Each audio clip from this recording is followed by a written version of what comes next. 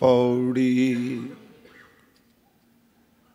नदर करहिं जे आपनी ता नदरी सतगुर पाया।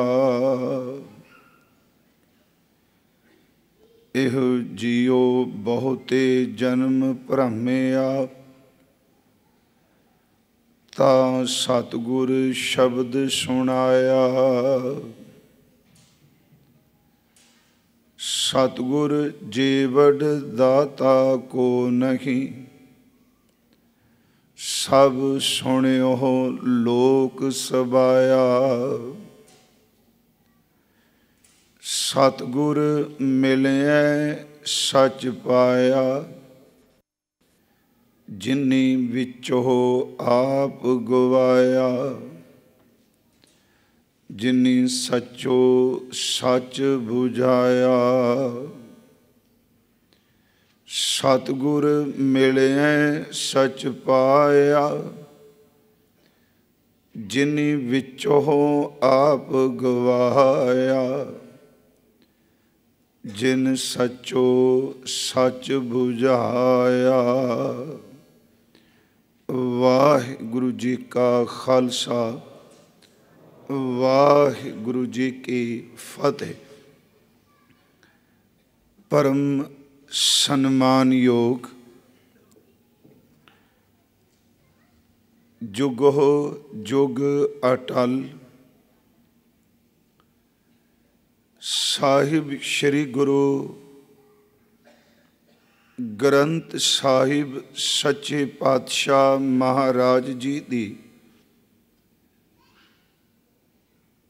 पावन पवित्र हजूरी अंदर सतगुरां दे अंमृत बचनां दा रस भिन्ना कीर्तन सरवण कर रहे गुरु सवारे सतसंगी जनों,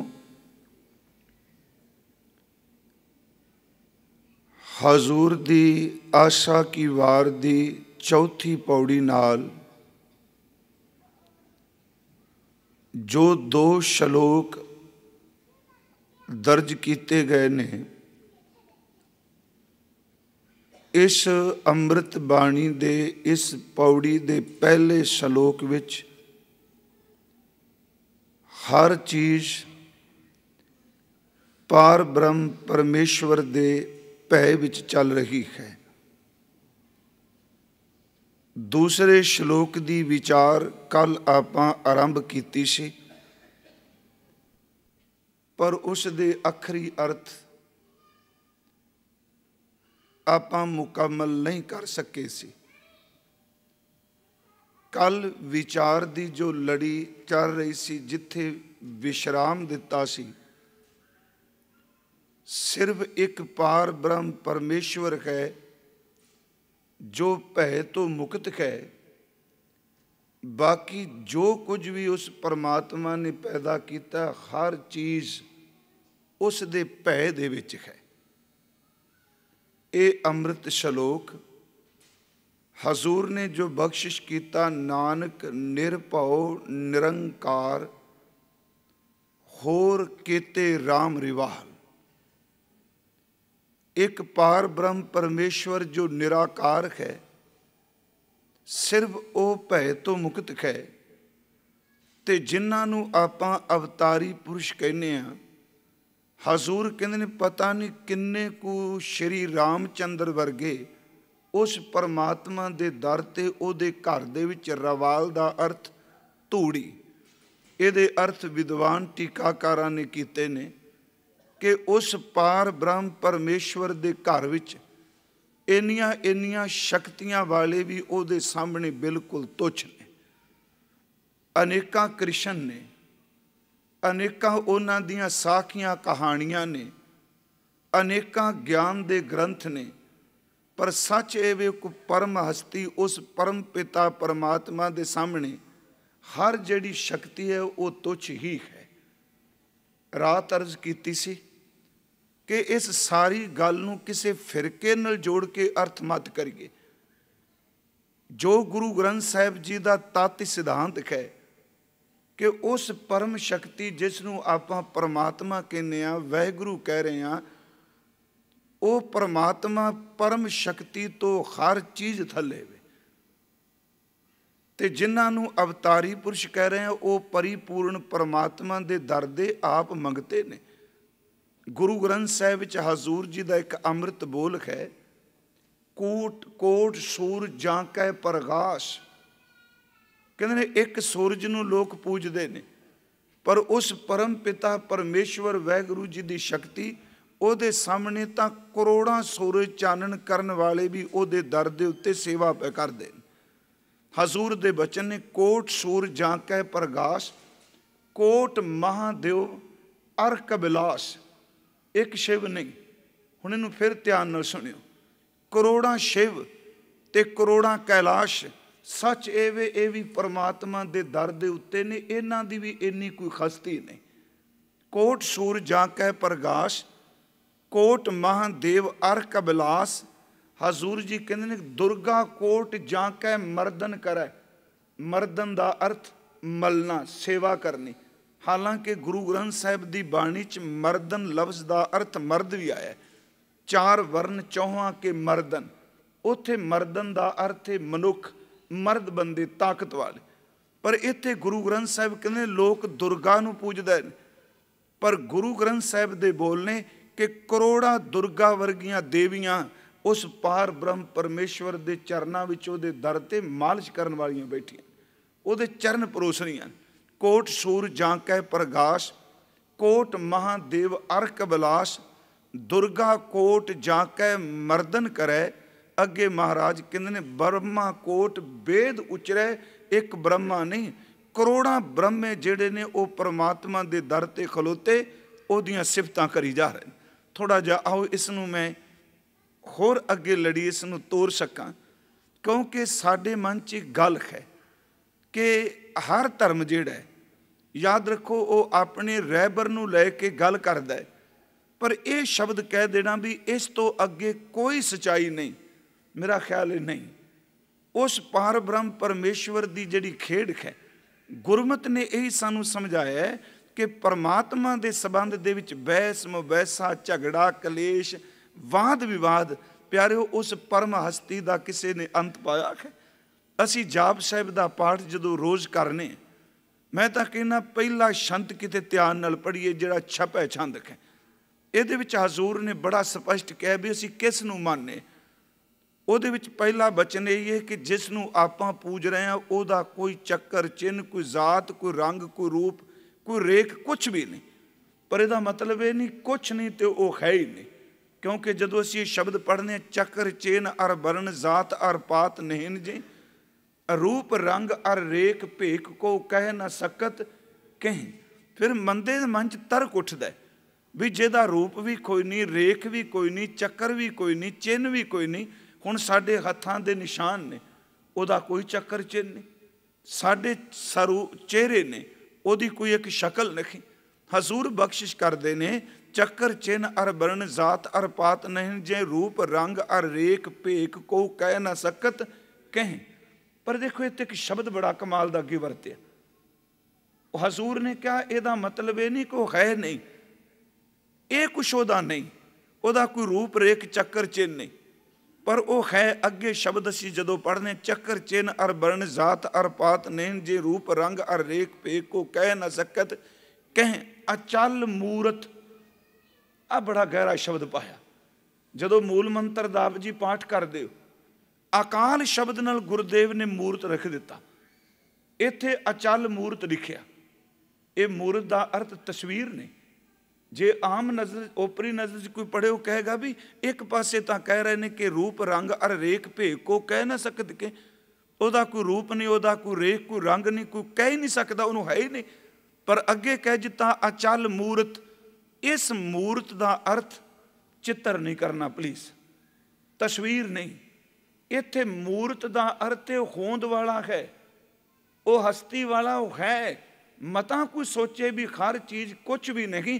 ਮਹਾਰਾਜ ਕਹਿੰਦੇ ਅਚਲ ਮੂਰਤ। ਤੇ ਜਦੋਂ ਅਸੀਂ ਮੂਲ ਮੰਤਰ ਪੜ੍ਹਨੇ ਆ, ਉੱਤੇ ਸ਼ਬਦ ਗੁਰਦੇਵ ਨੇ ਲਿਖਿਆ ਹੈ ਅਕਾਲ ਮੂਰਤ। ਅਕਾਲ ਦਾ ਅਰਥ ਉਹ ਸਮੇਂ 'ਚ ਨਹੀਂ, ਉਹ ਮੌਤ 'ਚ ਨਹੀਂ, पर याद रखियो जिहड़ा समय च नहीं पर वो है जरूर, ਉਹਦੀ हस्ती है। अचल मूर्त ते महाराज फिर उस नूं बनाउण वाला कौन? सतगुरु कहंदे ने अन भौ प्रकाश, वो किसी का बनाया ही नहीं, परमात्मा नूं कोई नहीं बना सकता।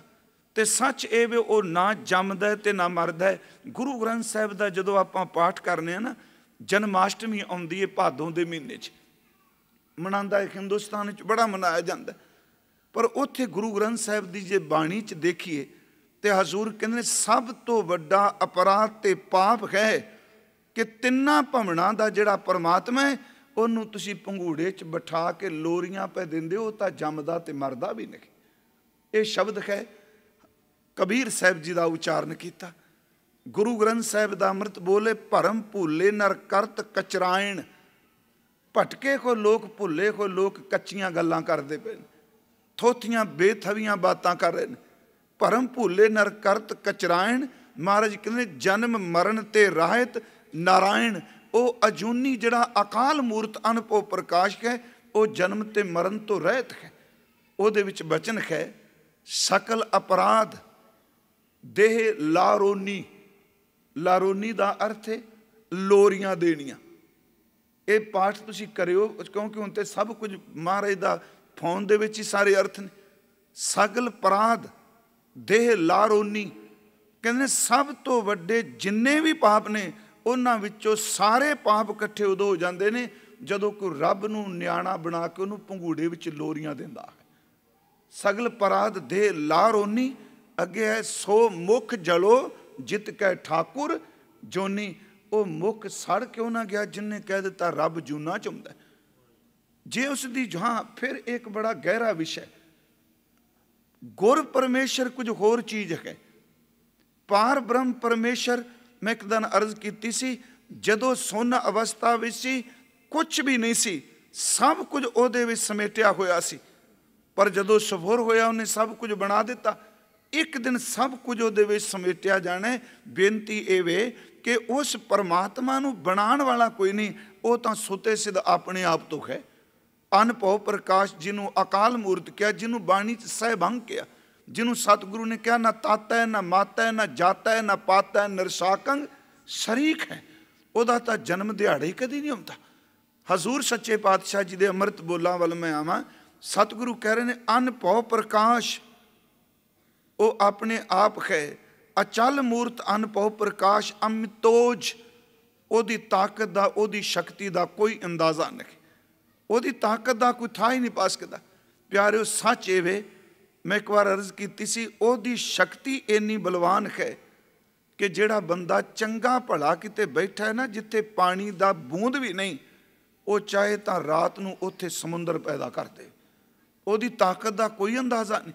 जलते थल कर, थलते कुआं, कूब ते मेहर करावे, धरती ते आकाश चढ़ावे, चढ़ा आकाश गिरावे, पेखारी ते राज करावे, राजा ते पेखारी, खल मूर्ख ते पंडित गर्भो, पंडित ते मुगधारी। ये ओदा अनभव प्रकाश है, ओदा अमितोज है। ओदे ओज ओदी शक्ति का कोई भी था नहीं पा सकता। फिर बेनती करा चक्र चिन्ह अर वर्ण जात अर पात नहीं जे, रूप रंग अर रेख भेख को कह न सकत कहें। अचल मूर्त अनभव प्रकाश अमितोज कहीजै। हुण जिन्हां नूं लोग पूजदे ने, गुरु गोबिंद सिंह कहंदे ने इहो जिहे करोड़ां इंद्र उत्थे तुरे फिरदे ने। कोट इंद्र इंद्रान शाह शाहान गरीजै। इंद्र इंद्रान करोड़ां इंद्र वर्गे देवते, करोड़ां जिहड़े पातशाह ने। सच ये वे पातशाह का भी पातशाह है। कोट इंद्र इंद्रान शाह शाहान गणीजै। तरभवन महीप तिन्ना भवनां दे राजे, सुर नर असुर मनुख देवते दैंत, नेत नेत बन तृण कहत। हर चीज़ परमात्मा नूं नेत नेत करिए। नेत का अर्थ हुंदा है ना इति, जितना मैं बोल दिता रब इस तो अगे बहुत कुछ कहण वाला प्यार। ये बाणी च बड़े शब्द तुहानूं नेत मिलणगे, जिवें पी तेरी कीमत ना पवै अखों केवड़ आखा नाओ, ये ना इति है। हजूर दी बाणी जिवें असीं पढ़ने हैं कि परमात्मा उहदे बारे नेत नेत बंतन कहत, तब सर्ब नाम कथै कवन कर्म नाम बरनत समत। तेरे उस जिहड़ा सतनाम है, मुकम्मल नाम है, ਉਹਨੂੰ कोई नहीं बयान कर सकता। तेरे कर्मां ਨੂੰ देख के नाम रखे गए। फिर मैं बेनती करांगा, मेरा सिर्फ इस गल ते कल मैं समाप्ति की सी कि उस परमात्मा ਨੂੰ जिन्ने देवी देवते ने प्यारिओ, ਉਹਦੇ चरनां ਦੀ धूड़ ने, ਉਹਦੇ सामने कुछ भी नहीं। नारद से चतुरानन से रमनारक से सब हूँ मिल गायो, वेद कतेब ना भेद लख्यो, सब हार परे हर हाथ ना आयो। पार ना पाए सकै उमापत। ਉਹਦਾ ਤਾਂ ਸੱਚ ਇਹ ਵੇ शिव जी भी अंत नहीं पा सकिया।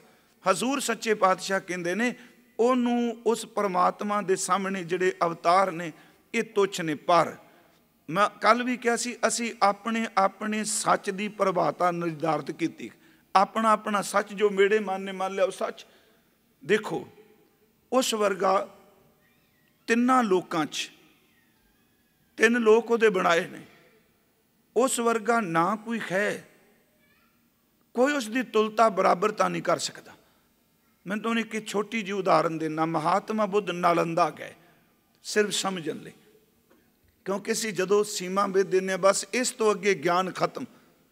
फिर तुसीं जिहड़े गुरु ग्रंथ साहिब दा पाठ करदे हो, मेरी बेनती नूं सुणिओ, थोड़ा जिहा संकीर्णता तो उपर उठ के सोचांगे। असीं हां सिर्फ सीमित जी सोच वाले। सीमित सोच अपनियां परिभाषा, अपनियां सारियां बनना बुनदी। पर जदों तुसीं शब्द नाल अपनी सुरत नूं जोड़दे हो, गुरबाणी च टुब्बी मारदे हो गुरमुखो, उदों समझ पैंदी है कि उस परिपूर्ण परमात्मा की खेड कितनी को अद्भुत अचरज अजारक है। वो इस कली धरती का तो मालक ही नहीं।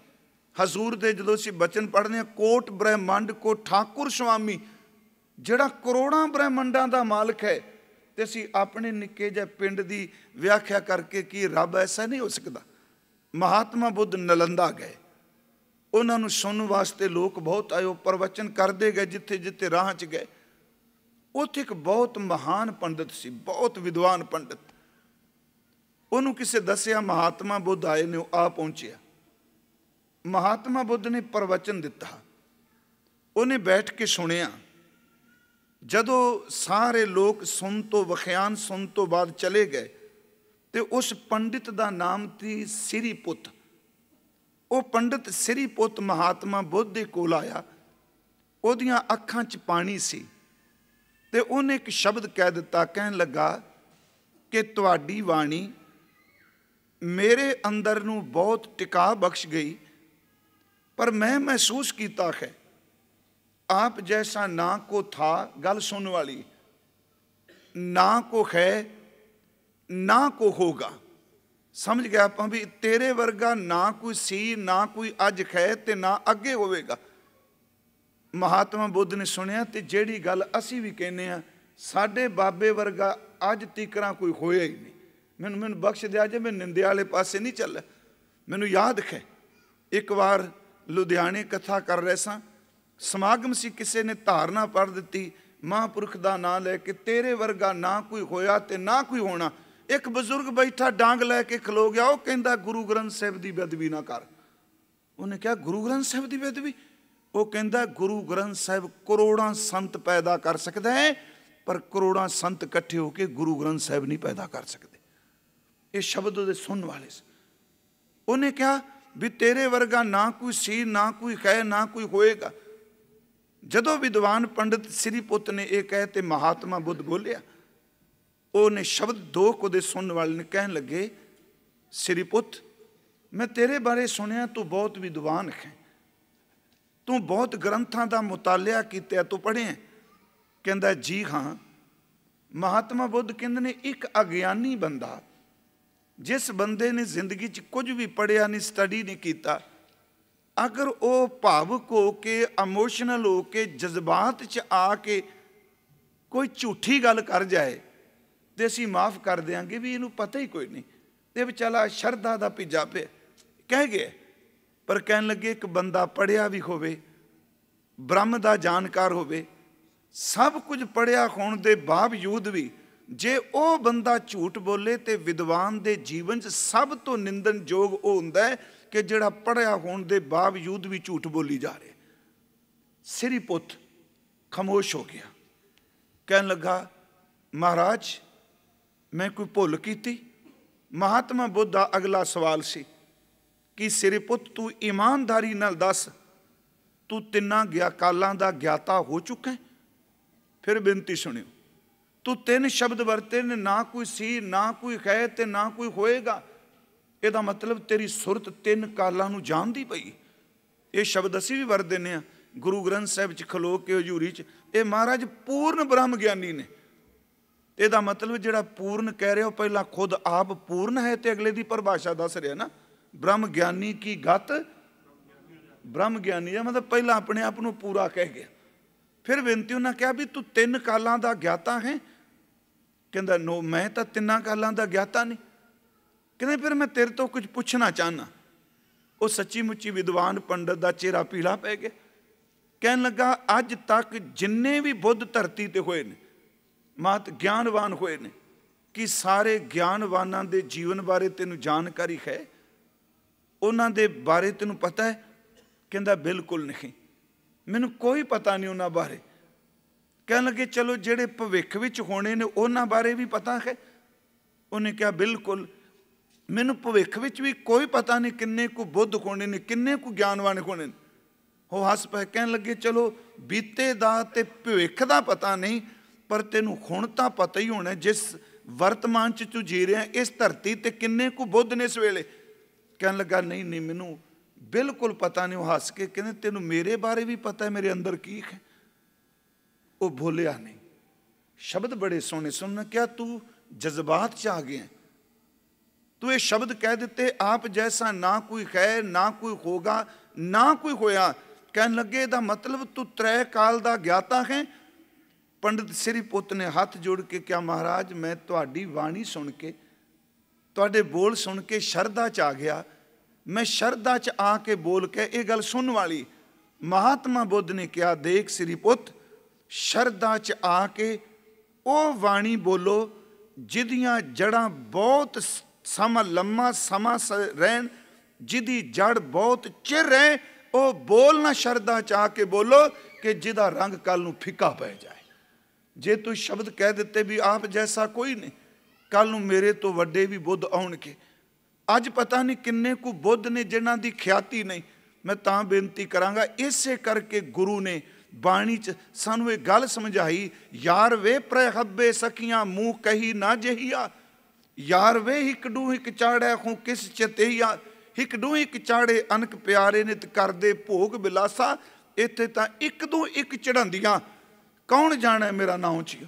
ਇੱਥੇ ਇੱਕ ਤੋਂ ਇੱਕ ਵੱਧ ਬੰਦਗੀ ਕਰਨ ਵਾਲੇ ਨੇ ਪਰਮਾਤਮਾ ਦੇ ਘਰ 'ਚ। ਮੈਂ ਸਿਰਫ ਬੇਨਤੀ ਕਰਾਂਗਾ, ਹਜ਼ੂਰ ਕਹਿੰਦੇ ਨੇ ਸਿਰਫ ਇੱਕ ਨਿਰੰਕਾਰ, ਉਹ ਭੈ ਤੋਂ ਮੁਕਤ ਹੈ, ਬਾਕੀ ਸਭ ਭੈ ਦੇ ਸੰਯੁਗਤ ਹੈ। ਰਾਮਚੰਦਰ ਉਹਨਾਂ ਦੇ ਦਰ ਦੇ ਉੱਤੇ ਖਾਕ ਦੀ ਤਰ੍ਹਾਂ ਨੇ, ਕ੍ਰਿਸ਼ਨ ਜੀ ਵੀ ਅਨੇਕਾਂ ਨੇ। ਹਜ਼ੂਰ ਸੱਚੇ ਪਾਤਸ਼ਾਹ ਜੀ ਦੇ ਇਸ ਅੰਮ੍ਰਿਤ ਸ਼ਲੋਕ ਦੀ ਵਿਆਖਿਆ ਲਈ ਜੋ ਕੱਲ੍ਹ ਆਪਾਂ ਪੜ੍ਹਿਆ ਸੀ, ਕਿਉਂਕਿ ਉਸ ਦੀ ਵਿਆਖਿਆ, ਵਿਚਾਰ, ਅਰਥ ਆਪਾਂ ਮੁਕੰਮਲ ਨਹੀਂ ਸਨ ਕੀਤੇ।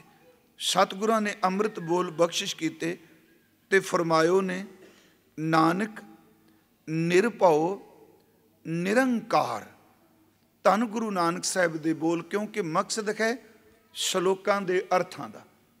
ਗੁਰੂ ਨਾਨਕ ਸਾਹਿਬ ਜੀ ਬਖਸ਼ਿਸ਼ ਕਰਦੇ ਨੇ, ਨਿਰਭਉ ਭੈ ਤੋਂ ਰਹਿਤ ਸਿਰਫ ਇੱਕ ਪਰਮਾਤਮਾ ਹੈ।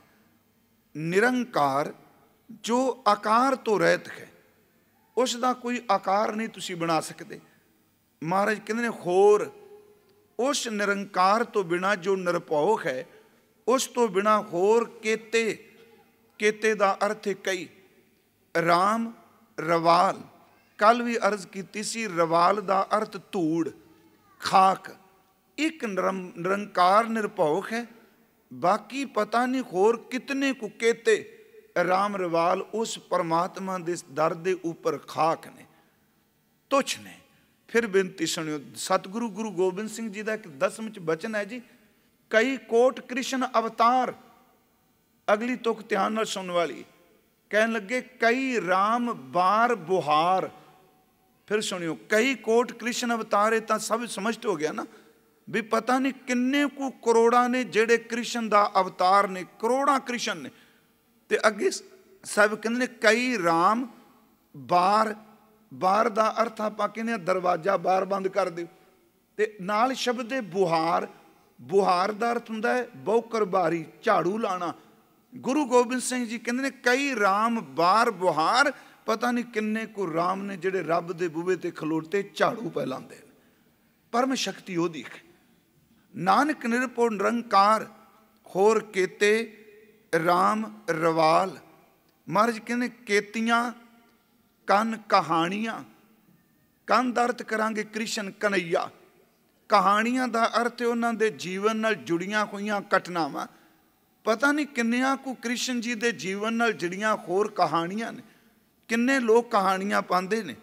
ਕੇਤੇ ਵੇਦ ਵਿਚਾਰ, ਪਤਾ ਨਹੀਂ ਕਿਤਨੇ ਕੁ ਵੇਦ ਨੇ ਤੇ ਕਿੰਨੇ ਕੁ ਵੇਦਾਂ ਦੀ ਵਿਚਾਰ ਕਰਨ ਵਾਲੇ ਗੂੜ ਪੰਡਿਤ ਨੇ। ਪਰ ਉਂਝ ਵੈਸੇ ਵੇਦ ਦਾ ਆਖਰੀ ਅਰਥ ਸ਼ਬਦ ਹੈ ਵੇਦ। ਵੇਦ ਦਾ ਆਖਰੀ ਅਰਥ ਗਿਆਨ ਹੁੰਦਾ।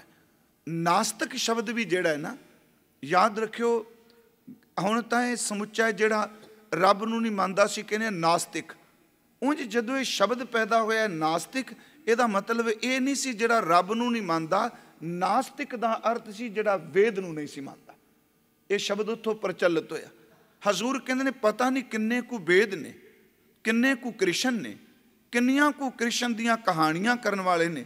ਕੇਤੇ ਨੱਚੇ ਮੰਗਤੇ, ਜਦੋਂ ਹੁਣ ਇਹ ਸੁਣਿਓ, ਉਹ ਅਵਤਾਰਾਂ ਦੀਆਂ ਕਹਾਣੀਆਂ ਬਣਾਉਂਦੇ ਨੇ, ਅਵਤਾਰਾਂ ਦੀਆਂ ਕਹਾਣੀਆਂ ਸੁਣਾਉਂਦੇ ਨੇ। ਜਿਵੇਂ ਰਾਮ ਲੀਲਾ ਹੁੰਦੀ ਏ, ਰਾਸ ਲੀਲਾ ਹੁੰਦੀ ਏ, ਇਹ ਪਹਿਲਾਂ ਸਾਂਗ ਹੁੰਦੇ ਸਨ ਜੀ।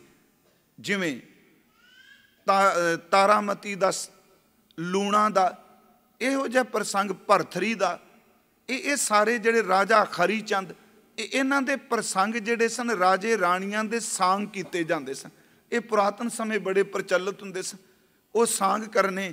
ਪਰ ਜਦੋਂ ਸਟੇਜ 'ਤੇ ਆਉਣਾ, ਬੇਨਤੀ ਸੁਣਿਓ, ਉਦੋਂ ਅਵਤਾਰ ਦੇ ਕੱਪੜੇ ਪਾ ਕੇ ਲਫ਼ਜ਼ ਉਹ ਬੋਲਣੇ, ਸਾਂਗ ਉਹ ਕਰਨਾ।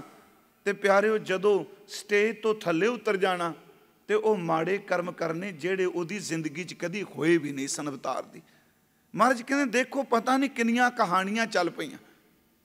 ਕੋਈ ਰਾਮਚੰਦਰ ਜੀ ਦੀ ਲੀਲਾ ਕਰ ਰਿਹਾ, ਕੋਈ ਕ੍ਰਿਸ਼ਨ ਜੀ ਦੀ ਲੀਲਾ ਕਰ ਰਿਹਾ, ਕੋਈ ਰਾਸ ਪਾ ਰਿਹਾ, ਕੋਈ ਸੱਚਮੁੱਚ ਕੇ ਸਤਵੰਤੇ ਜਿਹੜੇ ਲੋਕ ਹੋਏ ਨੇ ਉਹਨਾਂ ਦੇ ਸਾਂਗ ਉਤਾਰਿਆ।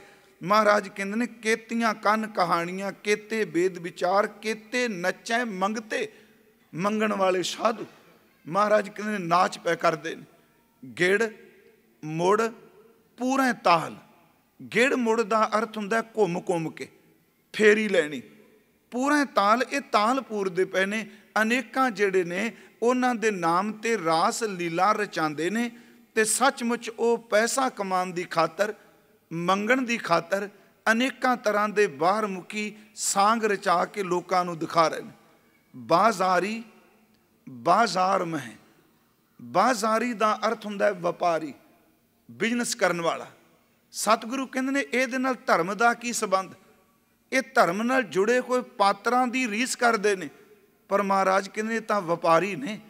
ਪਰ ਮੈਂ ਬੇਨਤੀ ਕਰਾਂ ਪਿਆਰਿਓ, ਆਸਾਂ ਕੀ ਵਾਰ 'ਚ ਜਦੋਂ ਇਹੋ ਜਿਹੇ ਸ਼ਬਦ ਹੁੰਦੇ ਨੇ ਨਾ, ਇਹ ਇਕੱਲੇ ਉਹਨਾਂ ਲਈ ਨਹੀਂ।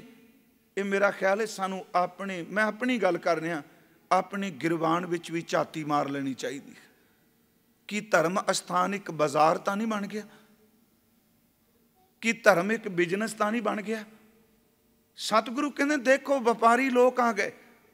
ਗਲ ਦੇ ਵਿੱਚ ਇਹਨਾਂ ਨੇ ਹਾਰ ਪਾ ਲਏ, ਕੰਨਾਂ ਵਿੱਚ ਮੁੰਦਰਾਂ ਪਾ ਲਈਆਂ, ਕਿਸੇ ਨੇ ਮੁਕਟ ਬੰਨ੍ਹ ਲਿਆ, ਕਿਸੇ ਨੇ ਬੰਸਰੀ ਪਕੜ ਲਈ, ਕਿਸੇ ਨੇ ਮੋਰ ਦਾ ਪੰਖ ਲਾ ਲਿਆ, ਕੋਈ ਵੇਦਾਂ ਦੀਆਂ ਗੱਲਾਂ ਕਰੀ ਜਾ ਰਿਹਾ। ਪਰ ਸੱਚੇ ਪਾਤਸ਼ਾਹ ਕਹਿੰਦੇ ਨੇ ਸੱਚ ਇਹ ਜੇ ਇਹ ਸਾਰੇ ਬਿਜ਼ਨਸਮੈਨ ਨੇ, ਵਪਾਰ ਕਰਨ ਵਾਲੇ ਵਪਾਰੀ ਨੇ। ਤੇ ਜਿੱਥੇ ਇਹਨਾਂ ਦਾ ਸੌਦਾ ਵਿਕਦਾ ਉੱਥੇ ਕਲਾ ਨਾਲ ਆਪਣਾ ਕੰਮ ਕਰਕੇ ਚਲੇ ਜਾਂਦੇ। ਬਾਜ਼ਾਰੀ ਬਾਜ਼ਾਰ ਮੈਂ, ਵਪਾਰੀ ਲੋਕ ਬਾਜ਼ਾਰ ਚਾਹੇ। ਤੇ ਸਤਿਗੁਰੂ ਕਹਿੰਦੇ ਨੇ ਆਏ ਕੱਢੈ ਬਾਜ਼ਾਰ। ਆ ਕੇ ਕੱਢੈ ਬਾਜ਼ਾਰ ਦਾ ਅਰਥ ਵਿਦਵਾਨਾਂ ਨੇ ਕੀਤਾ ਆਪਣੀ ਦੁਕਾਨ ਲਾ ਲਈ, ਆਪਣਾ ਬਾਜ਼ਾਰ ਲਾ ਲਿਆ, ਆਪਣਾ ਕੰਮ ਸ਼ੁਰੂ ਕਰ ਦਿੱਤਾ। ਬਾਜ਼ਾਰੀ ਬਾਜ਼ਾਰ ਮੈਂ ਆਏ ਕੱਢੈ ਬਾਜ਼ਾਰ, ਗਾਵੈ ਰਾਜੇ ਰਾਣੀਆਂ। ਮੈਂ ਅਰਜ਼ ਕੀਤੀ ਜਿਵੇਂ ਲੂਣਾ ਦਾ ਪ੍ਰਸੰਗ, ਹਰੀਸ਼ ਚੰਦ ਰਾਜੇ ਦਾ ਪ੍ਰਸੰਗ, ਇਸੇ ਤਰ੍ਹਾਂ ਦੇ ਪ੍ਰਸੰਗ ਸੁਣਾਉਂਦੇ ਪਏ ਨੇ। ਤੇ ਮਹਾਰਾਜ ਕਹਿੰਦੇ ਨੇ ਉਹਨਾਂ ਰਾਜੇ ਤੇ ਰਾਣੀਆਂ ਦੀਆਂ ਆਵਾਜ਼ਾਂ ਵਿੱਚ ਗਾ ਰਹੇ ਨੇ ਰਾਸ ਲੀਲਾ ਕਰਕੇ। ਗਾਵੇਂ ਰਾਜੇ ਰਾਣੀਆਂ ਬੋਲੇ ਆਲ ਪਤਾਲ। ਉਹਨਾਂ ਦੇ ਸਾਂਗ ਉਤਾਰਦੇ ਨੇ ਆਲ ਪਤਾਲ ਦਰ ਤੇ ਅਲੂ ਊਲ ਜਲੂਲ। ਉਂਝ ਵੈਸੇ ਸ਼੍ਰੀਮਾਨ ਭਾਈ ਵੀਰ ਸਿੰਘ ਹੁਣਾਂ ਨੇ ਅਰਥ ਕੀਤੇ ਨੇ ਆਲ ਪਤਾਲ ਦੇ। ਕਹਿੰਦੇ ਨੇ ਆਲ ਦਾ ਅਰਥ ਆਕਾਸ਼ ਤੇ ਪਤਾਲ ਦਾ ਅਰਥ ਥੱਲੇ ਧਰਤੀ। ਕਹਿੰਦੇ ਜਿਵੇਂ ਆਕਾਸ਼ ਤੇ ਪਤਾਲ ਆਪਸ 'ਚ ਮਿਲਦੇ ਨਹੀਂ, ਕਹਿੰਦੇ ਝੂਠ ਇਹੋ ਜਿਹਾ ਬੋਲਦੇ ਨਹੀਂ ਜਿਨ੍ਹਾਂ ਦਾ ਧਰਮ ਸੰਬੰਧ ਹੀ ਕੋਈ। ਆਲ ਪਤਾਲ ਜੋ ਮੂੰਹ 'ਚ ਆਇਆ ਉਹ ਬੋਲੀ ਗਏ ਤੇ ਸ਼ਰਧਾ ਵਾਲੇ ਸਿਰ ਹਿਲਾਈ ਜਾਂਦੇ ਨੇ। ਦੇਖੋ ਜੀ ਸਿਰੇ ਦੀ ਗੱਲ ਕਰ ਦਿੱਤੀ, ਸੱਚੀ ਗੱਲ ਜੀ, ਕਮਾਲ ਕਰ ਦਿੱਤੀ। ਮਹਾਰਾਜ ਕਹਿੰਦੇ ਹੋ ਕੀ ਰਿਹਾ? ਗਾਵੇਂ ਰਾਜੇ ਰਾਣੀਆਂ ਬੋਲੇ ਆਲ ਪਤਾਲ ਲੱਖ ਟਕਿਆਂ ਕੇ ਮੁੰਦੜੇ। ਇਹ ਸ਼ਬਦ ਹੈ ਇੱਕ ਮੁੰਦਾ, ਆ ਬੁੰਦੇ ਜਿਹਨੂੰ ਆਪਾਂ ਕਹਿੰਦੇ ਹਾਂ। ਲੱਖਾਂ ਟਕਿਆਂ ਦੇ ਜਿਹੜੇ ਮੁੰਦੜੇ ਨੇ, ਜਿਵੇਂ ਰਾਜੇ ਰਾਣੀਆਂ ਪਾਉਂਦੇ ਸਨ ਉਹ ਕੰਨ 'ਚ ਪਾਏ। ਪਰ ਫਿਰ ਬੇਨਤੀ ਸੁਣਿਓ, ਉਹ ਸਾਂਗ ਵਾਸਤੇ ਪਾਏ ਨੇ। ਰਾਣੀ ਦਾ ਸਾਂਗ ਕੀਤਾ ਉਹਨੇ, ਕੰਨ 'ਚ ਮੁੰਦਰਾਂ ਪਾ ਲਈਆਂ, ਕੱਪੜੇ ਉਹੋ ਜਿਹੇ ਪਾਉਣਗੇ। ਸਤਿਗੁਰੂ ਕਹਿੰਦੇ ਹੈ ਸਭ ਕੁਝ ਬਨੌਟੀ।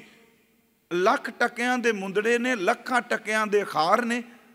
ਉਹ ਉਹਨਾਂ ਦੀ ਰੀਸ ਕੀਤੀ ਜਾ ਰਹੀ ਹੈ, ਆਪਣੇ ਤਨ ਉੱਤੇ ਪਾਏ ਜਾ ਰਹੇ ਨੇ। ਲੱਖ ਟਕਿਆਂ ਕੇ ਮੁੰਦੜੇ ਲੱਖ ਟਕਿਆਂ ਕੇ ਖਾਰ, ਜਿਤ ਤਨ ਪਾਈਆਂ ਨਾਨਕਾ ਸੇ ਤਨ ਹੋਵਹਿ ਛਾਰ। ਜਿਸ ਤਨ ਉੱਤੇ ਇਹ ਗਹਿਣੇ ਪਾਈ ਬੈਠੇ, ਇਹ ਕੱਪੜੇ ਪਾਈ ਬੈਠੇ ਨੇ, ਤੇ ਜਿਸ ਤਨ ਦਾ ਢੌਂਗ ਰਚ ਕੇ ਇਹ ਲੋਕਾਂ ਨੂੰ ਕਹਾਣੀਆਂ ਪੇ ਸੁਣਾਉਂਦੇ ਨੇ, ਮਹਾਰਾਜ ਕਹਿੰਦੇ ਨੇ ਇਸ ਸਰੀਰ ਨੇ ਸੜ ਕੇ ਇੱਕ ਦਿਨ ਮਿੱਟੀ ਹੋ ਜਾਣਾ, ਖਾਕ ਹੋ ਜਾਣਾ। ਇਸ ਸਰੀਰ ਨੂੰ ਲੈ ਕੇ ਪਰਮਾਤਮਾ ਦੀ ਖੇਡ ਨਹੀਂ ਕਰ ਰਹੇ, ਉਹਦੇ ਵੱਲ ਨਹੀਂ ਤੁਰੇ। ਪਰ ਅੱਗੇ ਸਵਾਲ ਉੱਠਿਆ, ਮਹਾਰਾਜ ਚਲੋ ਜੇ ਰਾਸ ਲੀਲਾ ਕਰਦੇ ਨੇ, ਆਖਰ ਕ੍ਰਿਸ਼ਨ ਦੇ ਡਾਇਲਾਗ ਤੇ ਬੋਲਦੇ ਹੀ ਨੇ ਨਾ।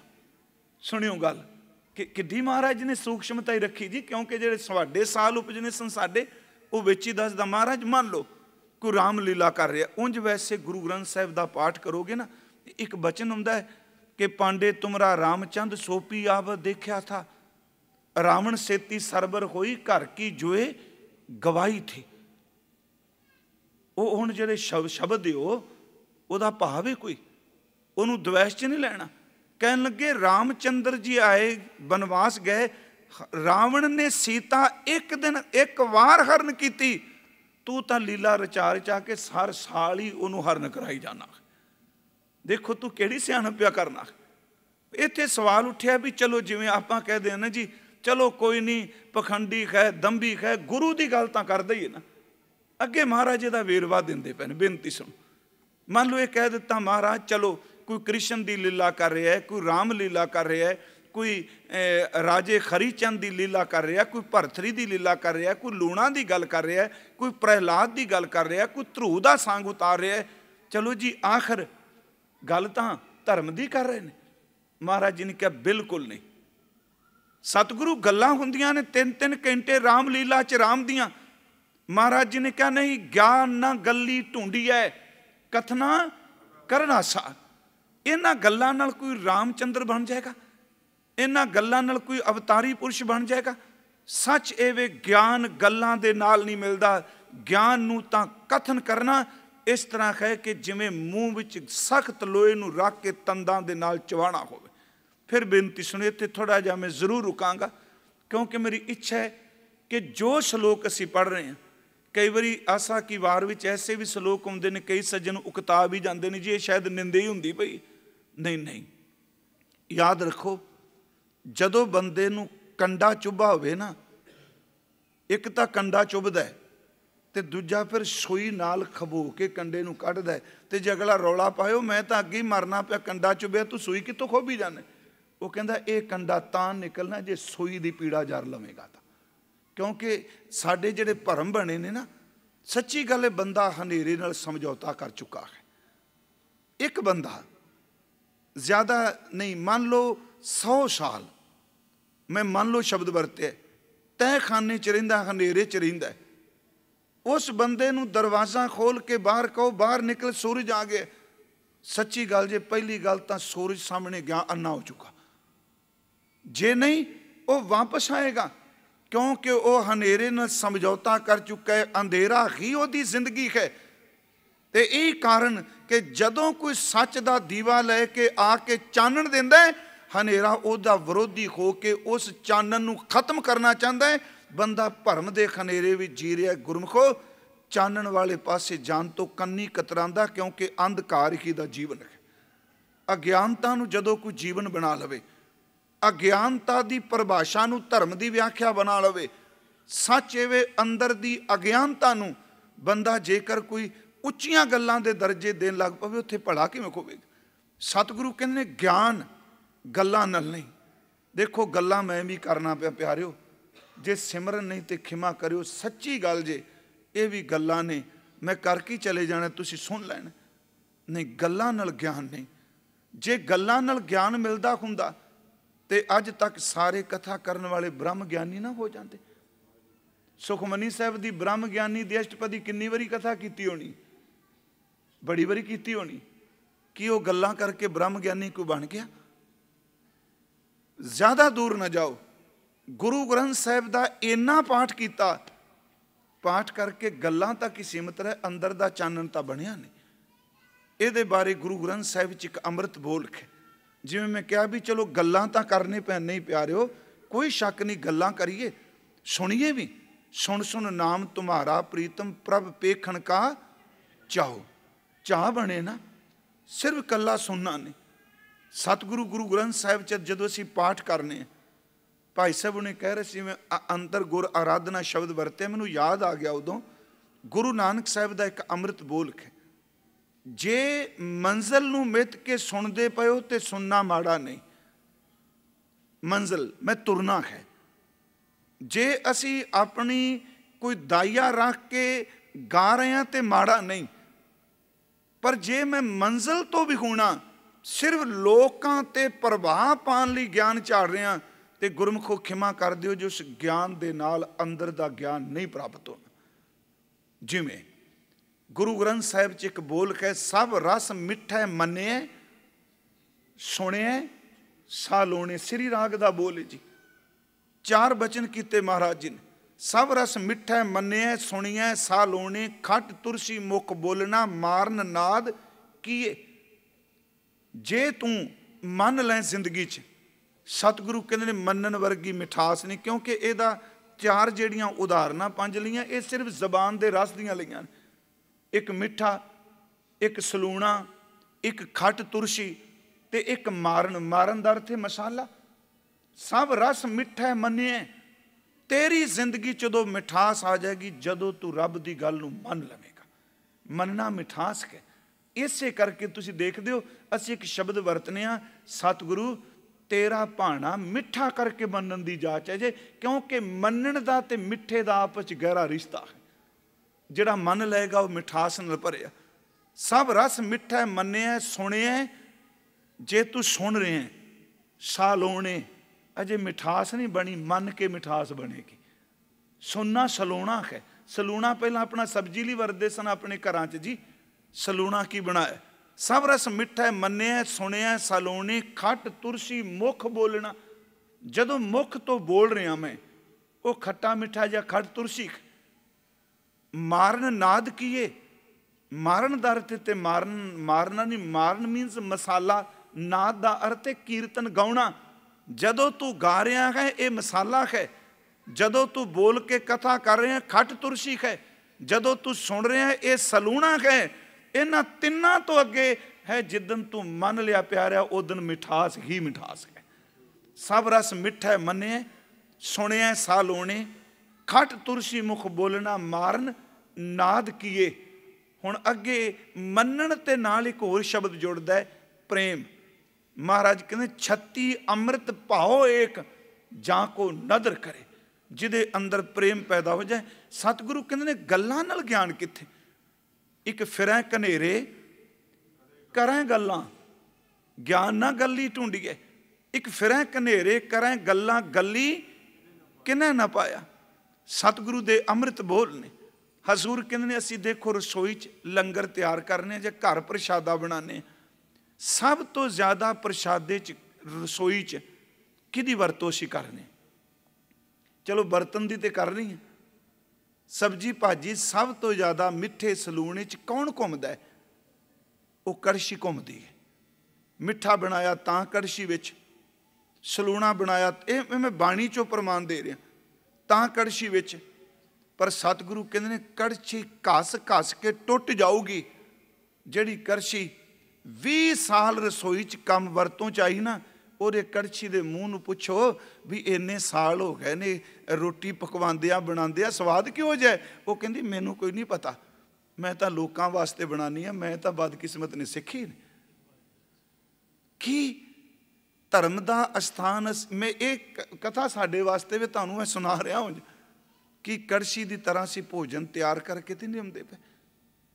ਫਿਰ ਇਹ ਸਭ 'ਚ ਸ਼ਬਦ ਸਾਰੇ ਪਤਾ ਨੇ, ਸਿਧਾਂਤ ਸਾਰੇ ਪਤਾ ਨੇ। ਕੜਛੀ ਹਰ ਇੱਕ ਭੋਜਨ ਵਿੱਚ, ਹਰ ਸਲੂਣੇ 'ਚ ਘੁੰਮੀ। ਪਰ ਪਿਆਰਿਓ ਸੱਚ ਇਹ ਜੇ, ਕੜਛੀ ਨਾਲ ਤਿਆਰ ਕੀਤੇ ਹੋਏ ਛਕਣ ਵਾਲੇ ਤਾਂ ਤ੍ਰਿਪਤ ਹੋ ਗਏ, ਉਹ ਵਿਚਾਰੀ ਫਿਰ ਭੁੱਖੀ ਦੀ ਭੁੱਖੀ, ਕਿਉਂਕਿ ਉਹਨੂੰ ਸਮਝ ਹੀ ਕੋਈ ਨਹੀਂ ਸਵਾਦ ਕੀ ਹੈ। ਗਿਆਨ ਗੱਲਾਂ ਵਾਲਾ ਬਾਬਾ ਜੀ ਨੇ ਕਿਹਾ ਕੜਛੀਆਂ ਫਿਰਨ ਸਵਾਓ ਨਾ ਜਾਣਨ ਸੁਣੀਆਂ। ਆ ਬੌਕਰ ਫੇਰ ਦਿਓ ਤੁਸੀਂ, ਮੱਪ ਕਹਿੰਦੇ ਨਾ ਆਪਾਂ, ਮੱਪ ਮਾਰਨੇ, ਇਹ ਬੌਕਰ ਜਾਂ ਕਹਿ ਲਓ ਮਾਂਜਾ ਝਾੜੂ ਸਭ ਤੋਂ ਜ਼ਿਆਦਾ ਨਾ ਸਫਾਈ ਇਹ ਕਰਦਾ। ਤੁਸੀਂ ਦੇਖਦੇ ਹੋ। ਤੇ ਵਿਚਾਰੇ ਨੂੰ ਕਦੀ ਬੈੱਡ ਦੇ ਉੱਤੇ ਰੱਖਿਆ ਆਪਾਂ? ਮੈਂ ਕਹਿ ਰਿਹਾ ਸੀ, ਕਹਿਣਾ ਵੀ ਗੱਲਾਂ ਵਾਲਾ ਸੁਭਾਅ ਤੇ ਬੌਕਰ ਵਾਲਾ ਹੈ। ਬੌਕਰ ਸਾਰੇ ਘਰ ਨੂੰ ਸਾਫ਼ ਕਰੇਗੀ, ਆਪ ਮੈਲੇ ਦੀ ਮੈਲੀ ਰਹੇਗੀ, ਉਹ ਕਦੀ ਸਾਫ਼ ਨਹੀਂ ਹੁੰਦੀ। ਉਹ ਕਹਿੰਦੀ ਮੈਂ ਦੂਜੇ ਦਾ ਘਰ ਸਾਫ਼ ਕਰ ਸਕਣੀ, ਮੈਂ ਨਹੀਂ ਮੈਲੀ, ਮੈਂ ਤਾਂ ਮੈਲੀ, ਮੈਨੂੰ ਬਖਸ਼ ਦਿਆ ਜੇ। ਗੁਰਮੁਖੋ ਅਸੀਂ ਵੀ ਝਾੜੂ ਲਾ ਕੇ ਤੁਹਾਡੇ ਕੋਲ ਤੁਹਾਨੂੰ ਸਾਫ਼ ਕਰਨ ਵਾਸਤੇ ਆ ਜਾਂਦੇ ਹਾਂ। ਬੌਕਰ ਦੀ ਤਰ੍ਹਾਂ ਆਪਣਾ ਅੰਦਰ ਤਾਂ ਉੱਥੇ ਟਿਕਿਆ ਹੋਇਆ। ਗਿਆਨ ਨਾਲ ਗੱਲੀ ਢੂੰਢੀਏ ਇਹਨੂੰ ਥੋੜ੍ਹਾ ਜਿਹਾ, ਇਹ ਨਾ ਇਮੋਸ਼ਨ 'ਚ ਨਾ ਜਾਣਾ। ਮਹਾਤਮਾ ਬੁੱਧ ਵਾਲੀ ਗੱਲ ਨਾ ਕਿਤੇ ਕਹਿ ਦੇਣਾ ਭਾਈ ਸਾਹਿਬ ਬੜੀ ਗੱਲ ਕਮਾਲ ਦੀ ਕੀਤੀ, ਪਹਿਲਾਂ ਕਿਸੇ ਨੇ ਕੀਤੀ ਨਹੀਂ। ਫਿਰ ਬੇਨਤੀ, ਕੜਛੀਆਂ ਫਿਰਨ ਸਵਾਓ ਨਾ ਜਾਣਨ ਸੁਣੀਆਂ, ਸਹੀ ਮੁਖ ਦਸਨ ਨਾਨਕ ਰਤੇ ਪ੍ਰੇਮ ਰਸ। ਅਸਲ 'ਚ ਉਹ ਹੀ ਚਿਹਰੇ ਮੁਖ ਪ੍ਰਵਾਨ ਨੇ ਜਿਹੜੇ ਰੱਬ ਦੇ ਪ੍ਰੇਮ 'ਚ ਰਤੇ ਨੇ। ਸਤਿਗੁਰੂ ਕਹਿੰਦੇ ਨੇ ਤੁਸੀਂ ਕੀ ਕਰ ਰਹੇ ਹੋ? ਰਾਜੇ ਰਾਣੀਆਂ ਦੇ ਸਾਂਗ ਬਣਾ ਰਹੇ ਹੋ, ਕੱਪੜੇ ਪਾ ਰਹੇ ਹੋ, ਮੁੰਦੜੇ ਪਾ ਰਹੇ ਹੋ, ਗੱਲਾਂ ਕਰ ਰਹੇ ਹੋ, ਵੇਦਾਂ ਦੀ ਕਥਾ ਕਰ ਰਹੇ ਹੋ। ਪਰ ਕਹਿੰਦੇ ਨੇ ਇਹ ਗੱਲਾਂ ਨਾਲ ਆਤਮਿਕ ਗਿਆਨ ਨਹੀਂ ਹੋਣਾ। ਜੇ ਗੱਲਾਂ ਨਾਲ ਹੁੰਦਾ, ਇੱਥੋਂ ਤੱਕ ਗੁਰੂ ਗ੍ਰੰਥ ਸਾਹਿਬ ਵਿੱਚ ਕਬੀਰ ਸਾਹਿਬ ਦੇ ਜਦੋਂ ਅਸੀਂ ਬੋਲ ਪੜ੍ਹਦੇ ਹਾਂ, ਕਿਆ ਪੜ੍ਹੀਏ ਕਿਆ ਗੁਣੀਏ, ਇਹ ਵੀ ਗੱਲਾਂ ਨੇ ਨਾ। ਕਿਆ ਪੜ੍ਹੀਏ ਕਿਆ ਗੁਣੀਏ, ਕਿਆ ਵੇਦ ਪੁਰਾਨਾ ਸੁਣੀਏ, ਪੜ੍ਹੇ ਸੁਣੇ ਕਿਆ ਹੋਈ, ਜੋ ਸਹਿਜ ਨਾ ਮਿਲਿਓ ਸੋਈ। ਗਿਆਨ ਨਾ ਗੱਲੀ ਢੂੰਢੀ। ਸਤਿਗੁਰੂ ਦੇ ਅੰਮ੍ਰਿਤ ਬੋਲ, ਪੰਡਿਆ ਕਵਨ ਕਮਤ ਤੁਮ ਲਾਗੇ, ਗਿਆਨ ਨਾ ਗੱਲੀ ਢੂੰਢੀਏ। ਪੰਡਿਆ ਕਵਨ ਕਮਤ ਤੁਮ ਲਾਗੇ, ਬੁੱਢੋਗੇ ਪਰਿਵਾਰ ਸਕਲ ਸਿਓ, ਰਾਮ ਨਾ ਜਪੋ ਭਾਗੇ। ਨਿਆਣਿਆਂ ਦੇ ਸਮੇਤ ਡੁੱਬ ਕੇ ਮਰ ਜਾਏਗਾ ਪੰਡਤਾ, ਕਿਹੜੇ ਪਾਸੇ ਤੁਰ ਪਏ? ਪੰਡਿਆ ਦਾ ਅਰਥ ਬ੍ਰਾਹਮਣ ਨਹੀਂ, ਪੰਡਤ ਦਾ ਅਰਥ ਹੈ ਵਿਦਵਾਨ।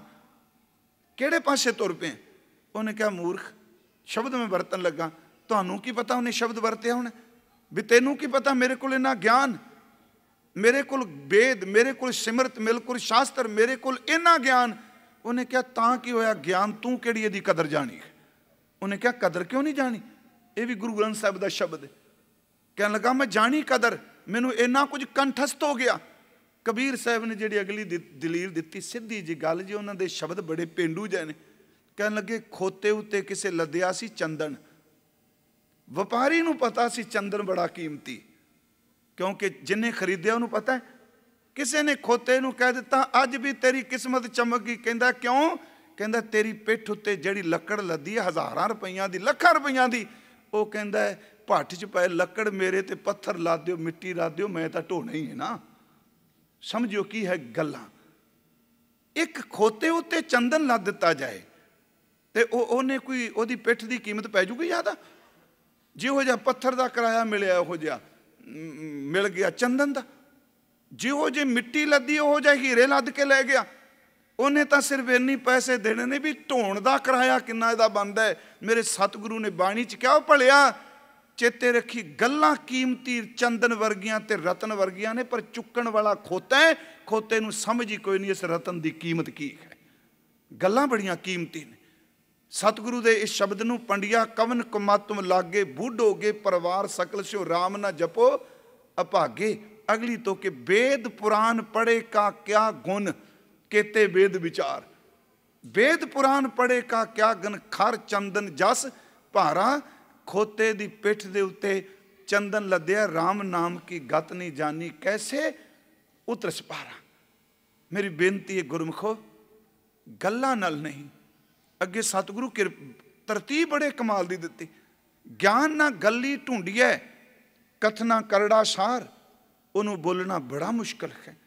भाई साहब, भाई गुरदास साहब जी नूं किसे पुछया सी कि सानू एक किरपा करके दसो, जे बंदा सारी जिंदगी गल्लां ही करदा रहे तो सच्ची गल जे प्यारिओ साडा भी वाह पैंदा है, सानू भी पता है। अपनी मैं गल नाल लैके तुरांगा, सिर्फ गल्लां जे ਜਿਹੜੇ सवाल अज तो 20 साल पहला सन ना, वो सवाल अज ने।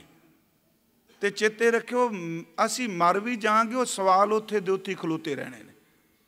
बंदा आत्मिक तौर पर तरक्की किन्नी कु कर रहे। एक बार अर्ज की सी, असी बच्चे अपने पढ़ाने सारे, तुसी स्कूल च आप जी जाते हो, कदी अज तक किसी माँ बाप ने यह कहा कि मेरा बच्चा इको क्लास च रहे? कदी किसी ने कहा नहीं। चाहे सालाना पेपर होण, चाहे समस्टर 3 महीने बाद छमाही होण, हर इंसान चाहता मेरा बच्चा पढ़न तो बाद 1 साल लाया तो अगली क्लास में आए। असीं चाहते यदी तलीम होवे, इहदा ज्ञान वधे। गुरमुखो, एक बच्चा 2 साल 4 साल एक क्लास में ला दे, असीं कहने टाइम वेस्ट, रुपया बर्बाद, कल्पना। जे एक बच्चा 5 साल में शब्द वरता है, क्लास चलाए ना, तो इंस्टीट्यूट ना मापे कोई बर्दाश्त नहीं करते। तो सत संगत भी चाहे एक स्कूल है, इत्थे तो खलोतियां 40-40 साल हो गए ने, बंदा एक क्लास नहीं अगे टप्पिया। सच है ना, गल्लां ही ने ना कि मेरे काम की वासना ते काबू में पाया। मैनू पता है कि मेरा क्रोध घटिया, कि अंदर तेरा लालच का कुत्ता भौंक रहा सी, ठीक हो गया। गुरमुखो, गुरुद्वारा इंटरटेनमेंट का बिल्कुल साधन नहीं जे।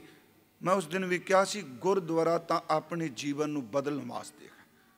बाबा लहना गया, गुरुद्वारे गया, मत्था टेकिया, गुरु नानक ने सिर ते हथ रखिया, तो इको ही पूछा, पुरखा तेरा नाम की? कह लगा मेरा नाम लैना। कह लगे तेरा नाम लैना तो असी तेरा देना है। उन्हें अगला शब्द क्या बाबा लैना साहब जी ने, सतगुरु मैं घोड़े ते सवार होके आया, आप जी मेरे घोड़े दियां लगामां पकड़ के आए, मेरे तो बेअदबी हो गई, गलती हो गई। गुरु साहब ने एक शब्द क्या, देख लेने अज तू नानक नूं अपने लिए शब्द वरते। गुरु नानक साहब जी ने, अज मेरे हथ विच घोड़े दियां लगामां पकड़ाइयां, तेनू करतारपुर ले आंदा, अज तो बाद मन दियां लगामां पकड़ा दे, मैं तेनू करतार दे घर विच लै जावां। मेरी बेनती है, मैं भी अष्टपदी रोज पढ़दे कह देना वा, गुर के ग्रह सेवक जो रह, गुर की आज्ञा मन में सह, आपस को कर कछ ना जनावै, हर हर नाम हृदय सदगावै। मन बेचा है, सतगुर के पास की बेचा? जेड़ी चीज़ जमीन वेच दियो, कि अपनी मर्जी नाल उत्थे एक सियाड़ कढ़ सकने? जेड़ी वेची जाए अपनी मर्जी नाल उहदे च पैर नहीं पा सकते। कमाल की गल, जिहड़ा मन गुरु नूं वेच दिता है, तो मेरे पुरने क्यों उठते पे? नहीं, अजे वेचिया नहीं। मन बेचा सतगुरु के पास ते सेवक के कारज रास, ज्ञान ना गली ढूंढिए।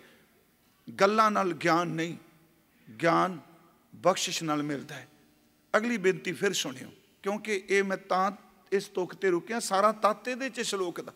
गुरु साहब की कहना चाहते? भाई साहब नूं पुछया भी की गल्लां नाल कोई सौरेगा? उन्होंने 6 प्रमाण दिते गल समझाने लई। कथा कीर्त हो रही है, गल्लां ने बोल रहे असी।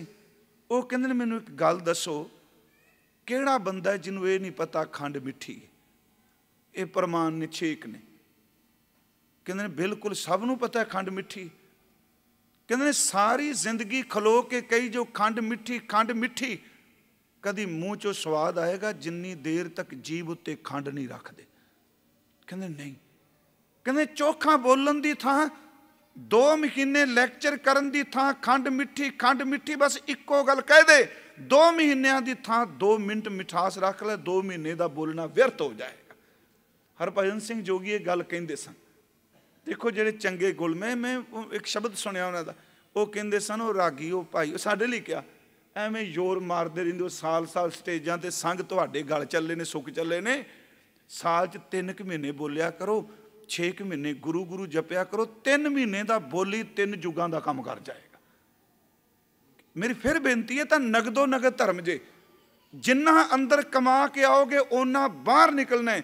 ਹਾਂ, ਪਰਪੰਚ 4-5 ਦਿਨ ਭੁਲੇਖਾ ਪਾ ਸਕਦਾ, ਪਰ ਸਦਾ ਤਾਂ ਨਹੀਂ।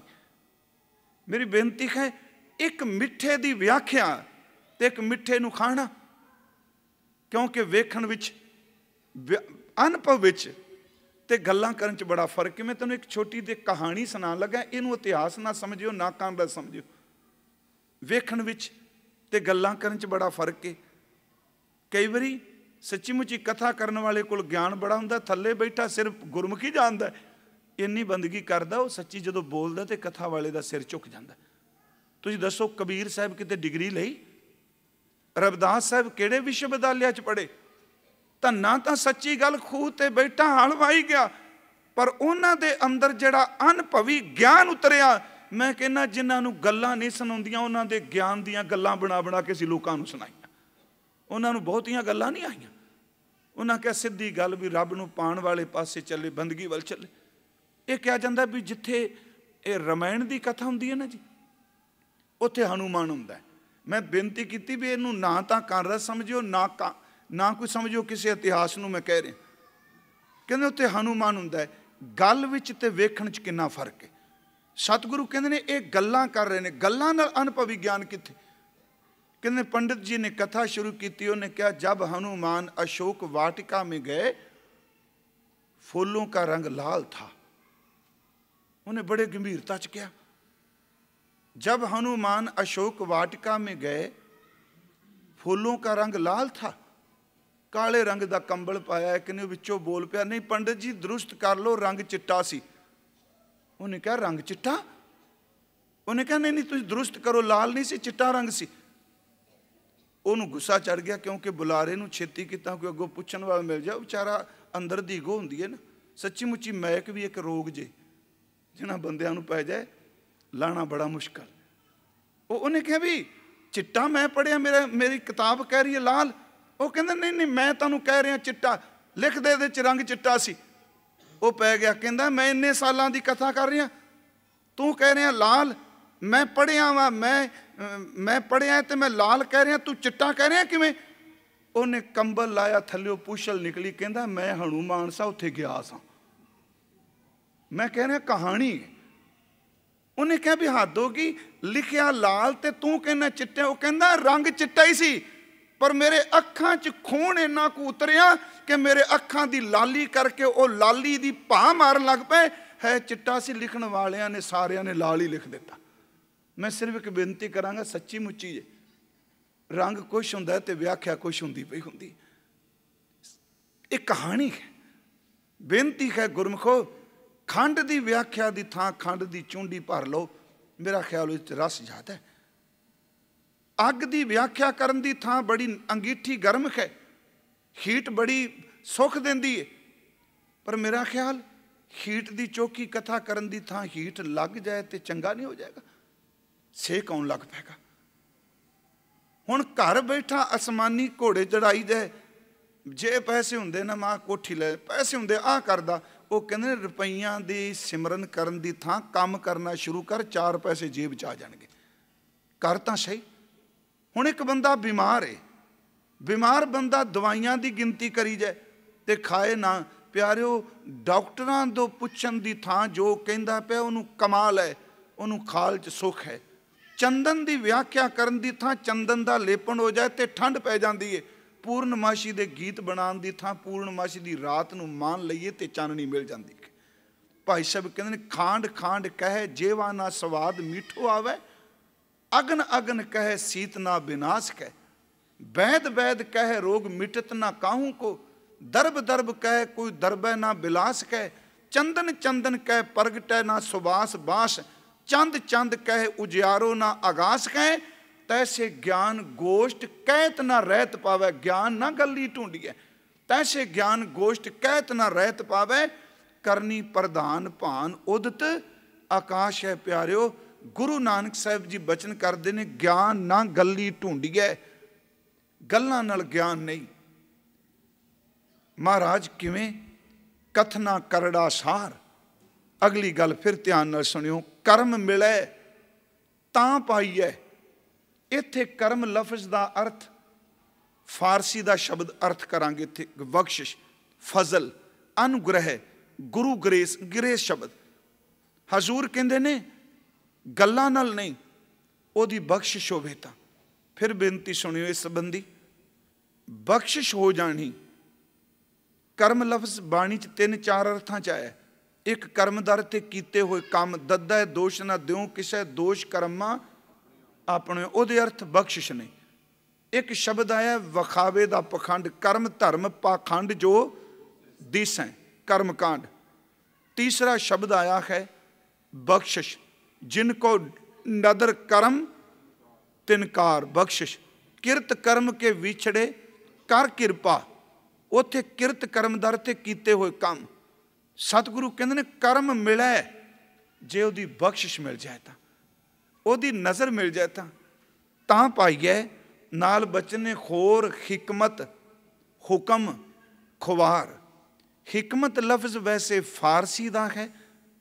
ਹਿਕਮਤ ਦਾ ਅਰਥ ਦਵਾਈ ਨਾਲ ਵੀ ਜੋੜਦੇ ਆ, ਪਰ ਇੱਥੇ ਪੰਜਾਬੀ 'ਚ ਹਿਕਮਤ ਲਫ਼ਜ਼ ਦੇ ਅਰਥ ਕਰਦੇ ਹਾਂ, ਇਹ ਚਲਾਕੀ ਨਾਲ, ਸਿਆਣਪ ਨਾਲ, ਚਤੁਰਾਈ ਨਾਲ ਇੱਥੇ ਅਰਥ ਕੀਤੇ ਗਏ। ਮੰਨ ਲਓ ਗੱਲਾਂ ਦੀ ਚਲਾਕੀ, ਸਤਿਗੁਰੂ ਕਹਿੰਦੇ ਨੇ ਕਿ ਅੱਜ ਤੀਕਰਾਂ ਚਲਾਕੀ ਨਾਲ, ਸਿਆਣਪ ਨਾਲ, ਚਤੁਰਾਈ ਨਾਲ ਕਿਸੇ ਨੇ ਪਾਇਆ? ਚਲਾਕੀ ਨਾਲ ਮਿਲਦਾ? ਕਹਿੰਦੇ ਨੇ ਬਖਸ਼ਿਸ਼ ਨਾਲ ਤਾਂ ਮਿਲੇਗਾ, ਪਰ ਚਲਾਕੀ ਨਾਲ ਨਹੀਂ। ਮੈਂ ਫਿਰ ਬੇਨਤੀ ਕਰਾਂ, ਪ੍ਰਯਾਸ ਨਾਲ ਨਹੀਂ ਮਿਲੇਗਾ, ਪ੍ਰਸਾਦ ਨਾਲ ਮਿਲੇਗਾ। ਸੰਘਰਸ਼ ਨਾਲ ਨਹੀਂ ਮਿਲੇਗਾ, ਸਮਰਪਿਤ ਨਾਲ ਮਿਲੇਗਾ। ਸੱਚ ਇਹ ਵੇ, ਮੈਂ ਦਾ ਹੋਕਾ ਦੇਣ ਨਾਲ ਨਹੀਂ ਮਿਲੇਗਾ, ਮੈਂ ਨੂੰ ਮਾਰਨ ਦੇ ਨਾਲ ਮਿਲੇਗਾ। ਕਹਿੰਦੇ ਨੇ ਕੀ ਚਲਾਕੀਆਂ ਨਾਲ ਹਿਕਮਤ, ਚਤੁਰਾਈਆਂ ਬੰਦਾ ਕਰੇ, ਕਿਹਨੂੰ ਭੁਲੇਖੇ 'ਚ ਪਾ ਰਹੇ ਆ? ਸਤਿਗੁਰੂ ਦੇ ਬੋਲ ਅਸੀਂ ਰੋਜ਼ ਪੜ੍ਹਦੇ ਹਾਂ, ਇਹ ਮਨ ਚੰਚਲਾ ਚਤੁਰਾਈ ਕਿਨੇ ਨਾ ਪਾਇਆ, ਕਿਸੇ ਨਹੀਂ ਪਾਇਆ। ਚਤੁਰਾਈ ਨਾ ਪਾਇਆ ਕਿਨੇ, ਤੂੰ ਸੁਣ ਮਨ ਮੇਰਿਆ, ਰੇ ਜਨ ਮਨ ਮਾਧੋ ਸਿਉ ਲਾਈਐ, ਚਤੁਰਾਈ ਨਾ ਚਤੁਰ ਪੁਜ ਪਾਈਐ। ਇਹਨੂੰ ਸਾਹਿਬ ਨੇ ਕਿਹਾ, ਗੁਰੂ ਗੋਬਿੰਦ ਸਿੰਘ ਦਾ ਬਚਨ ਹੈ ਦਸਮ ਦੀ ਬਾਣੀ 'ਚ 33 ਸੋਈਆਂ 'ਚ, ਕਾਹੇ ਕੋ ਡਿੰਬ ਕਰੈ ਮਨ ਮੂਰਖ, ਡਿੰਬ ਕਰੈ ਆਪਣੀ ਪਤ ਖਵੈ ਹੈ। ਤੂੰ ਕਿਹਨੂੰ ਚਲਾਕੀ ਕਰਕੇ ਦਿਖਾ ਰਿਹਾ? ਕਿ ਪਰਮਾਤਮਾ ਚਲਾਕੀਆਂ ਨਾਲ ਕਿਸੇ ਨੇ, ਜੇ ਚਲਾਕੀਆਂ ਨਾਲ ਵਸ ਹੁੰਦਾ ਸਾਰੇ ਚਲਾਕ ਬ੍ਰਹਮ ਗਿਆਨੀ ਹੋਣੇ ਸਨ। ਨਹੀਂ ਨਹੀਂ, ਗੁਰੂ ਸਾਹਿਬ ਕਹਿੰਦੇ ਨਹੀਂ, ਹਿਕਮਤ ਆਪਣੀ ਚਲਾਕੀ ਨਾ ਕਰ, ਆਪਣੀ ਸਿਆਣਪ ਨਾ ਵਰਤ। ਸਤਿਗੁਰੂ ਦੇ ਬੋਲ ਨੇ, ਕਾਹੇ ਕੋ ਡਿੰਬ ਕਰੈ ਮਨ ਮੂਰਖ, ਡਿੰਬ ਕਰੈ ਆਪਣੀ ਪਤ ਖਵੈ ਹੈ। ਕਾਹੇ को लोग ठगै ठग लोगन, लोक गयो पर लोक गवै हैं। दीन दयाल की ठौर जहाँ तैं ठौर बिखै तो ठौर ना एह। चेत रे चेत अचेत महापश, भेख कै कीने आलेख ना पैख है। फिर मैं अर्थ थोड़े जे कर देना। कहते मूर्ख मना किनू परपंच करके दिखा रहे हैं? चलाकी नाल। फिर बेनती सुनियो, चतुराई नाल बंदे दी बाहरमुखी होंद बन सकती है। चतुराई नाल पैसा इकट्ठा हो सकता है। चतुराई नाल लोग भरमाए जा सकते हैं।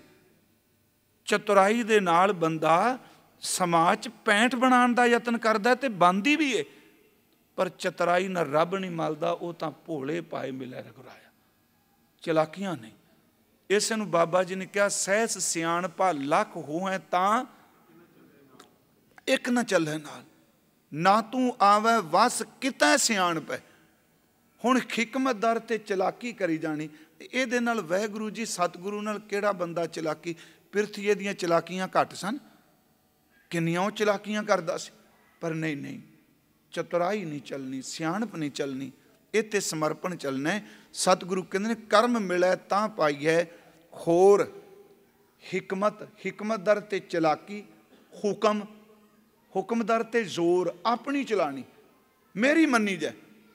ਹੋਰ हिकमत हुक्म खुवार, खुवार हो जाएगा जे तू चलाकियां ते हुक्म चलांदा रहा। कर्म मिले बख्शिश नाल तां मिल सकदा है, पर चेते रखियो चलाकियां नाल नहीं मिल सकदा। तां ही श्रीमान भाई गुरदास साहब ने जदों ये शब्द वरते ना, लहने पाई नानको देनी अमरदास कर आई, ਗੁਰ ਬੈਠਾ ਅਮਰ ਸਰੂਪ ਹੋਏ, ਗੁਰਮੁਖ ਪਾਈ ਦਾਦ ਇਲਾਹੀ। ਉਹਦੇ ਵਿੱਚ ਫਿਰ ਵਸਾਇਆ ਗੋਇੰਦਵਾਲ, ਅਚਰਜ ਖੇਲ ਨਾ ਲਖਿਆ ਜਾਈ। ਉਹਦੇ ਵਿੱਚੋਂ ਕੋਈ ਸ਼ਬਦ ਵਰਤਦੇ ਨੇ, ਦਾਤ ਜੋਤ ਖਸਮੈ ਵਡਿਆਈ। ਇਹ ਤਾਂ ਉਹਦੀ ਦਾਤ ਹੈ। ਸਾਡੀ ਚਲਾਕੀ, ਸਾਡਾ ਹੁਕਮ, ਮੈਂ ਹੁਕਮ ਚਲਾ ਰਿਹਾ ਪਿਆਰਿਓ, ਚਲਾਕੀ ਵਾਲਾ ਤੇ ਹੁਕਮ ਵਾਲਾ ਖੁਆਰ ਹੋ ਜਾਂਦਾ ਹੈ, ਤੇ ਜਿਹੜਾ ਬਖਸ਼ਿਸ਼ ਲੈ ਜਾਂਦਾ ਉਹ ਪਰਮਾਤਮਾ ਤੱਕ ਪਹੁੰਚ ਜਾਂਦਾ, ਉਹਦੀ ਬਖਸ਼ਿਸ਼। ਇਸੇ ਨੂੰ ਗੁਰੂ ਰਾਮਦਾਸ ਜੀ ਦੇ ਜਦੋਂ ਇਹ ਪੌੜੀਆਂ ਨਾਲ ਸਲੋਕਾਂ ਨਾਲ ਜਿਹੜੇ ਸੰਤ ਪੜ੍ਹਨੇ ਆ, ਗੁਰਮੁਖ ਕੀਰਤਨੀਏ ਬੈਠੇ ਨੇ, ਇੱਕ ਸੰਤ 'ਚ ਗੁਰਦੇਵ ਨੇ ਚਤਰਾਈ ਦਾ ਜ਼ਿਕਰ ਕੀਤਾ, ਪਰ ਉਹਦੇ ਵਿੱਚ ਸ਼ਬਦ ਸਾਰੇ ਸਪਿਰਿਚੁਅਲਿਟੀ ਨਾਲ ਜੁੜੇ ਵਰਤੇ। ਕੋਈ ਗਾਵੇ ਰਾਗੀ ਨਾਦੀ ਬੇਦੀ ਬਹੁ ਭਾਂਤ ਕਰ, ਹਿਕਮਤ ਹੁਕਮ ਨਾ ਪਾਈਏ। ਕੋਈ ਗਾਵੇ ਰਾਗੀ ਨਾਦੀ ਬੇਦੀ ਬਹੁ ਭਾਂਤ ਕਰ, ਨੀ ਹਰ ਹਰ ਭੀਜੈ ਰਾਮ ਰਾਜੇ, ਜਿਨ੍ਹਾਂ ਅੰਤਰ ਕਪਟ ਵਿਕਾਰ ਹੈ, ਤਿਨਾ ਰੋਏ ਕਿਆ ਕੀਜੈ, ਹਰ ਕਰਤਾ ਸਭ ਕੀ ਜਾਣਦਾ, ਸਿਰ ਰੋਗ ਹੱਥ ਦੀਜੈ। ਹੁਣ ਜੇ ਮੈਨੂੰ ਜ਼ਖਮ ਹੈ ਤੇ ਉੱਤੇ ਮੈਂ ਹੱਥ ਦੇ ਕੇ ਲੁਕਾ ਕੇ ਕਹਾਂ ਨਹੀਂ ਨਹੀਂ ਕੁਛ ਨਹੀਂ, ਚੇਤੇ ਰੱਖਿਓ ਜਦੋਂ ਚੀਸ ਉੱਠਣੀ ਹੈ ਖਾਏ ਕਹਿਣਾ, ਲੋਕਾਂ ਨੂੰ ਨਾਲ ਹੀ ਪਤਾ ਲੱਗ ਜਾਣਾ ਝੂਠ ਬੋਲਦਾ ਪਿਆ, ਜ਼ਖਮ ਉੱਤੇ ਹੱਥ ਰੱਖਿਆ ਇਹਨੇ। ਸਿਰ ਰੋਗ ਹੱਥ ਦੀਜੈ, ਜਿਨ੍ਹਾਂ ਨਾਨਕ ਗੁਰਮੁਖ ਹਿਰਦਾ ਸ਼ੁੱਧ ਹੈ, ਹਰ ਭਗਤ ਹਰ ਲੀਜੈ। ਉਹਨਾਂ ਨੇ ਪਰਮਾਤਮਾ ਦੀ ਭਗਤੀ। ਇਸ ਤੋਂ ਅਗਲਾ ਜਿਹੜਾ ਆਪ ਪਾਉਂਦੇ ਹੋ ਸ਼ੰਤ ਆਸਾ ਮਹਲਾ ਚੌਥਾ, ਉਹ ਹੈ ਜਿਨ ਅੰਤਰ ਹਰ ਹਰ ਪ੍ਰੀਤ ਹੈ, ਤੇ ਜਨ ਸੁਗੜ ਸਿਆਣੇ ਰਾਮ ਰਾਜੇ। ਚਲਾਕੀਆਂ ਕੋਈ ਨਹੀਂ, ਜੇ ਬਾਹਰੋਂ ਭੁੱਲ ਚੁੱਕ ਬੋਲਦੇ ਭੀ ਖਰੇ ਖਰ ਭਾਣੇ। ਇਸੇ ਨੂੰ ਸਤਿਗੁਰੂ ਨੇ ਕਿਹਾ, ਹਿਰਦਾ ਕਪਟ ਮੁਖ ਗਿਆਨੀ, ਹਿਕਮਤ ਹੁਕਮ ਖੁਆਰ। ਬਾਹਰ ਤੇਰੇ ਕੋਲ ਚਲਾਕੀਆਂ ਨੇ, ਹਿਰਦੇ ਕਪਟ ਮੁਖ ਗਿਆਨੀ, ਝੂਠੇ ਕਹਾਂ ਬਿਲੋਵਸ ਪਾਨੀ, ਕਾਇਆ ਮਾਂਜਸ ਕੌਣ ਗੁਨਾ, ਜੋ ਘਟ ਪੀਤਰ ਹੈ ਮਲਨਾ, ਕਰਮ ਮਿਲੇ ਤਾਂ ਪਾਈਐ ਹੋਰ ਹਿਕਮਤ। ਚਲਾਕੀਆਂ ਤੇ ਹੁਕਮ ਖੁਆਰੀ ਕਰਦੇ ਨੇ। ਹੁਣ ਅਗਲੀ ਗੱਲ, ਇੱਥੋਂ ਤੱਕ 2 ਸ਼ਲੋਕ ਸੰਪੰਨ ਹੋ ਗਏ। ਪਹਿਲਾ ਸ਼ਲੋਕ ਸੰਪੰਨ ਹੋਇਆ ਸੀ, ਸਗਲਿਆਂ ਭਉ ਲਿਖਿਆ ਸਿਰਲੇਖ, ਨਾਨਕ ਨਿਰਭਉ ਨਿਰੰਕਾਰ ਸੱਚ ਏਕ। ਦੂਜਾ ਸ਼ਲੋਕ ਸ਼ੁਰੂ ਹੋਇਆ ਸੀ ਕਿ ਨਾਨਕ ਨਿਰਭਉ ਨਿਰੰਕਾਰ ਹੋਰ ਕੀਤੇ ਰਾਮ ਰਵਾਲ। ਇਹ ਸਮਾਪਤ ਹੋਇਆ ਵੀ ਗਿਆਨ ਨਾ ਗੱਲੀ ਢੂੰਡੀਐ, ਕਥਨਾ ਕਰੜਾ ਸਾਰ, ਕਰਮ ਮਿਲੇ ਤਾਂ ਪਾਈਐ ਹੋਰ ਹਿਕਮਤ, ਹੁਕਮ ਖਵਾਰ। ਹੁਣ ਅਗਲਾ ਸਵਾਲ ਹੋਇਆ ਵੀ ਕਰਮ ਕਿਵੇਂ ਮਿਲੇ, ਬਖਸ਼ਿਸ਼ ਕਿਵੇਂ ਮਿਲੇ। ਅੱਗੇ ਹੈ ਪੌੜੀ, ਦੇਖੋ ਕੈਸੀ ਤਰਤੀਬ ਦਿੱਤੀ। ਕਰਮ ਫਜ਼ਲ ਕਹਿ ਲੋ, ਨਜ਼ਰ ਕਹਿ ਲੋ, ਬਖਸ਼ਿਸ਼ ਕਹਿ ਲੋ। ਪੌੜੀ ਹੈ ਨਦਰ ਕਰੇ ਜੇ ਆਪਣੀ, ਤਾਂ ਨਦਰੀ ਸਤਿਗੁਰ ਪਾਇਆ। ਇਹ ਜੇ ਉਹਦੀ ਬਖਸ਼ਿਸ਼ ਹੋ ਜਾਏ, ਕਿਵੇਂ ਚਲਾਕੀ ਮੁੱਕੇਗੀ? ਆ ਕਿਵੇਂ ਜਿਹੜੇ ਰਾਸ ਲੀਲਾ ਗੱਲਾਂ ਕਰੀ ਜਾ ਰਹੇ ਆ, ਕਿਵੇਂ ਮੁੱਕਣਗੀਆਂ? ਸਤਿਗੁਰੂ ਕਹਿੰਦੇ ਨੇ ਨਦਰ ਕਰੇ ਜੇ ਆਪਣੀ। ਇਹਦੇ ਅਰਥ ਗੁਰਮੁਖੋ ਜੇ ਦੇ ਅਰਥ ਕੀਤੇ ਨੇ, ਸੰਬੋਧਨ ਕੀਤਾ ਵਾਹਿਗੁਰੂ ਜੀ ਨੂੰ। ਹੇ ਵਾਹਿਗੁਰੂ ਜੀ, ਪ੍ਰਭੂ ਜੀ, ਪਰਮੇਸ਼ਵਰ ਜੀ, ਜੇ ਤੁਸੀਂ ਨਦਰ ਕਰ ਦਿਓ ਤਾਂ ਨਦਰ ਕਰੇ ਜੇ ਆਪਣੀ, ਤਾਂ ਨਦਰੀ ਸਤਿਗੁਰੂ ਪਾਇਆ। ਜਿਹਨੇ ਬਖਸ਼ਿਸ਼ ਦੇਣੀ ਹੈ, ਸਤਿਗੁਰੂ ਐਵੇਂ ਨਹੀਂ ਮਿਲਦਾ, ਉਹਦੀ ਨਦਰ ਹੋਵੇ ਤਾਂ। ਦਾਸ ਨੇ ਇੱਕ ਵਾਰ ਅਰਜ਼ ਕੀਤੀ ਸੀ, ਜੇ ਗੁਰੂ ਕੋਲ ਆ ਕੇ ਬੋ ਬੈਠ ਕੇ ਬਚਨ ਸੁਣਨੇ ਆ, ਮਤ ਸਮਝੀਏ ਸਾਡੇ ਕੋਈ ਕਰਮ, ਇਹ ਰੱਬ ਦੀ ਨਦਰ ਹੈ ਤਾਂ ਗੁਰੂ ਕੋਲ ਬੈਠੇ ਆ। ਤਾਂ ਹੀ ਸਾਹਿਬ ਨੇ ਬਾਣੀ 'ਚ ਇੱਕ ਬਚਨ ਕਿਹਾ, ਜੈਸਾ ਸਤਿਗੁਰ ਸੁਣੀਦਾ ਤੈਸੋ ਹੀ ਮੈਂ ਢੀਠ, ਵਿਛੜਿਆ ਮੇਲੇ ਪ੍ਰਭੂ ਹਰ ਦਰਗਹਿ ਕਾ ਬਸੀਠ, ਹਰ ਨਾਮੋ ਮੰਤਰ ਦ੍ਰਿੜਾਇਂਦਾ, ਕੱਟੈ ਖੌਮੈ ਰੋਗ, ਨਾਨਕ ਸਤਿਗੁਰ ਤਿਨਾ ਮਿਲਾਇਆ, ਜਿਨ੍ਹਾਂ ਧੁਰੇ ਪਿਆ ਸੰਜੋਗ। ਜੇ ਉਹਦੀ ਨਦਰ ਹੋ ਗਈ, ਸੰਤ ਸਭਾ ਓਟ ਗੁਰ ਪੂਰੇ, ਧੁਰ ਮਸਤਕ ਲੇਖ ਲਿਖਾਏ। ਜੇ ਸਤਿਗੁਰੂ ਮਿਲਿਆ ਪਿਆਰਿਓ, ਇਹ ਉਹਦੀ ਨਦਰ ਹੈ। ਪਰਮਾਤਮਾ ਦੀ ਨਦਰ ਤੋਂ ਬਿਨਾਂ ਸਤਿਗੁਰੂ ਦੀ ਪ੍ਰਾਪਤੀ ਕਿਤੇ। ਹੇ ਵਾਹਿਗੁਰੂ ਜੀ, ਇਹ ਜੀ ਭੁੱਲਾ ਹੈ। ਨਦਰ ਕਰੇ ਜੇ ਆਪਣੀ, ਜੇ ਤੇਰੀ ਨਦਰ ਹੋ ਜਾਏ ਤਾਂ ਨਦਰੀ ਸਤਿਗੁਰ ਪਾਇਆ। ਤੇਰੀ ਬਖਸ਼ਿਸ਼ ਵਿੱਚੋਂ, ਤੇਰੀ ਫਜ਼ਲ ਵਿੱਚੋਂ, ਤੇਰੀ ਗ੍ਰੇਸ ਵਿੱਚੋਂ ਜਿਹੜਾ ਫਲ ਮਿਲਦਾ ਉਹ ਸਤਿਗੁਰੂ ਹੈ। ਸਤਿਗੁਰੂ ਮਹਾਰਾਜ ਅੱਗੇ ਬਚਨ ਕਰਦੇ ਨੇ, ਇਹ ਜੀਓ ਬਹੁਤੇ ਜਨਮ ਭਰਮਿਆ। ਜਿਹੜਾ ਅਸੀਂ ਜੀਓ ਸਰੀਰ 'ਚ ਲੈ ਕੇ ਬੈਠੇ ਹਾਂ, ਪਤਾ ਨਹੀਂ ਕਿੰਨੇ ਕੁ ਜਨਮ ਹੋ ਗਏ ਨੇ ਇਸ ਵਿਚਾਰੇ ਨੂੰ ਭਰਮਦੇ। ਅੱਜ ਕੱਪੜਾ ਪਾਇਆ ਮਨੁੱਖਾ ਦੇਹੀ ਦਾ, ਪਤਾ ਨਹੀਂ ਇਸ ਤੋਂ ਪਹਿਲਾਂ ਕਿੰਨੇ ਕੁ ਕੱਪੜੇ ਸਰੀਰਾਂ ਦੇ ਬਦਲ ਚੁੱਕੇ। ਗੁਰੂ ਨਾਨਕ ਸਾਹਿਬ ਦੇ ਤਾਂ ਬੋਲ ਨੇ, ਕੇਤੇ ਰੁੱਖ ਬਿਰਖਾਂ ਮਚੀਨੇ, ਕੇਤੇ ਪਸ਼ੂ ਉਪਾਏ। ਇਹ ਜੀਓ ਬਹੁਤੇ ਜਨਮ ਭਰਮਿਆ। ਕਦੀ ਪਸ਼ੂਆਂ ਦੇ ਕੱਪੜੇ, ਕਦੀ ਬਿਰਖਾਂ ਦੇ ਕੱਪੜੇ, ਕਦੀ ਪੱਥਰਾਂ ਦੇ ਕੱਪੜੇ, ਕਦੀ ਟੇਢੀਆਂ ਮੇਢੀਆਂ ਜੂਨਾਂ 'ਚ ਕਿੱਥੇ ਕਿੱਥੇ ਭਟਕਦਿਆਂ ਹੋਇਆਂ ਇਸ ਜੀਓ ਨੂੰ ਮਨੁੱਖਾ ਦੇਈ ਮਿਲ ਗਏ। ਇਹ ਜੀਓ ਬਹੁਤੇ ਜਨਮ ਭਰਮਿਆ। ਕੇਤੇ ਰੁੱਖ ਬਿਰਖਾਂ ਮਚੀਨੇ, ਕੇਤੇ ਪਸ਼ੂ ਉਪਾਏ, ਕੇਤੇ ਨਾਗ ਕੁਲੀ ਮੈਂ ਆਏ, ਕੇਤੇ ਪੰਖ ਉਡਾਏ। ਕਈ ਜਨਮ ਪੈ ਕੀਟ ਪਤੰਗਾ, ਕਈ ਜਨਮ ਗਜ ਮੀਨ ਕੁਰੰਗਾ। ਇਹ ਸਾਰਾ ਜੀਓ ਭਰਮਦਾ ਰਿਹਾ ਹੈ। ਉਂਝ ਵੈਸੇ ਜਿਹੜੇ ਮਨੋਵਿਗਿਆਨ ਸਮਝਦੇ ਨੇ ਉਹ ਕਹਿੰਦੇ ਨੇ ਬੰਦੇ ਦੇ ਪਿਛਲੀਆਂ ਜੂਨਾਂ ਦੇ, ਚਲੋ ਕਈ ਤਾਂ ਹੁਣ ਮੰਨਦੇ ਨਹੀਂ ਨਾ ਜੂਨਾਂ ਨੂੰ, ਅਸੀਂ ਮੰਨਦੇ ਨਹੀਂ, ਕੰਮ ਹੀ ਨਿਬੇੜ ਦਿੱਤਾ ਜੀ, ਜੂਨਾਂ ਕੋਈ ਨਹੀਂ, ਲੇਖਾ ਜੋਖਾ ਕੋਈ ਨਹੀਂ, ਖਹਿੜਾ ਛੁੱਟਿਆ, ਨਾ ਕੋਈ ਪੁੱਛੇ ਨਾ ਕੋਈ ਪੁਛਾਏ, ਖੁੱਲੇ ਫਿਰਦੇ ਨੇ।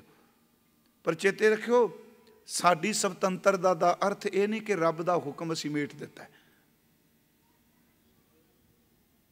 ਫਰਾਇਡ ਕਹਿੰਦਾ ਹੁੰਦਾ ਸੀ, ਭਾਵੇਂ ਕੰਟਰੋਵਰਸੀਅਲ ਰਿਹਾ ਬੰਦਾ, ਉਹ ਕਹਿੰਦਾ ਸੀ ਮਨੁੱਖ ਦੇ ਸਰੀਰ, ਮਨੁੱਖ ਦੇ 3 ਮਨ ਨੇ, ਕੌਨਸ਼ੀਅਸ ਮਾਈਂਡ, ਸਬ ਕੌਨਸ਼ੀਅਸ ਮਾਈਂਡ ਤੇ ਅਨਕੌਨਸ਼ੀਅਸ ਮਾਈਂਡ।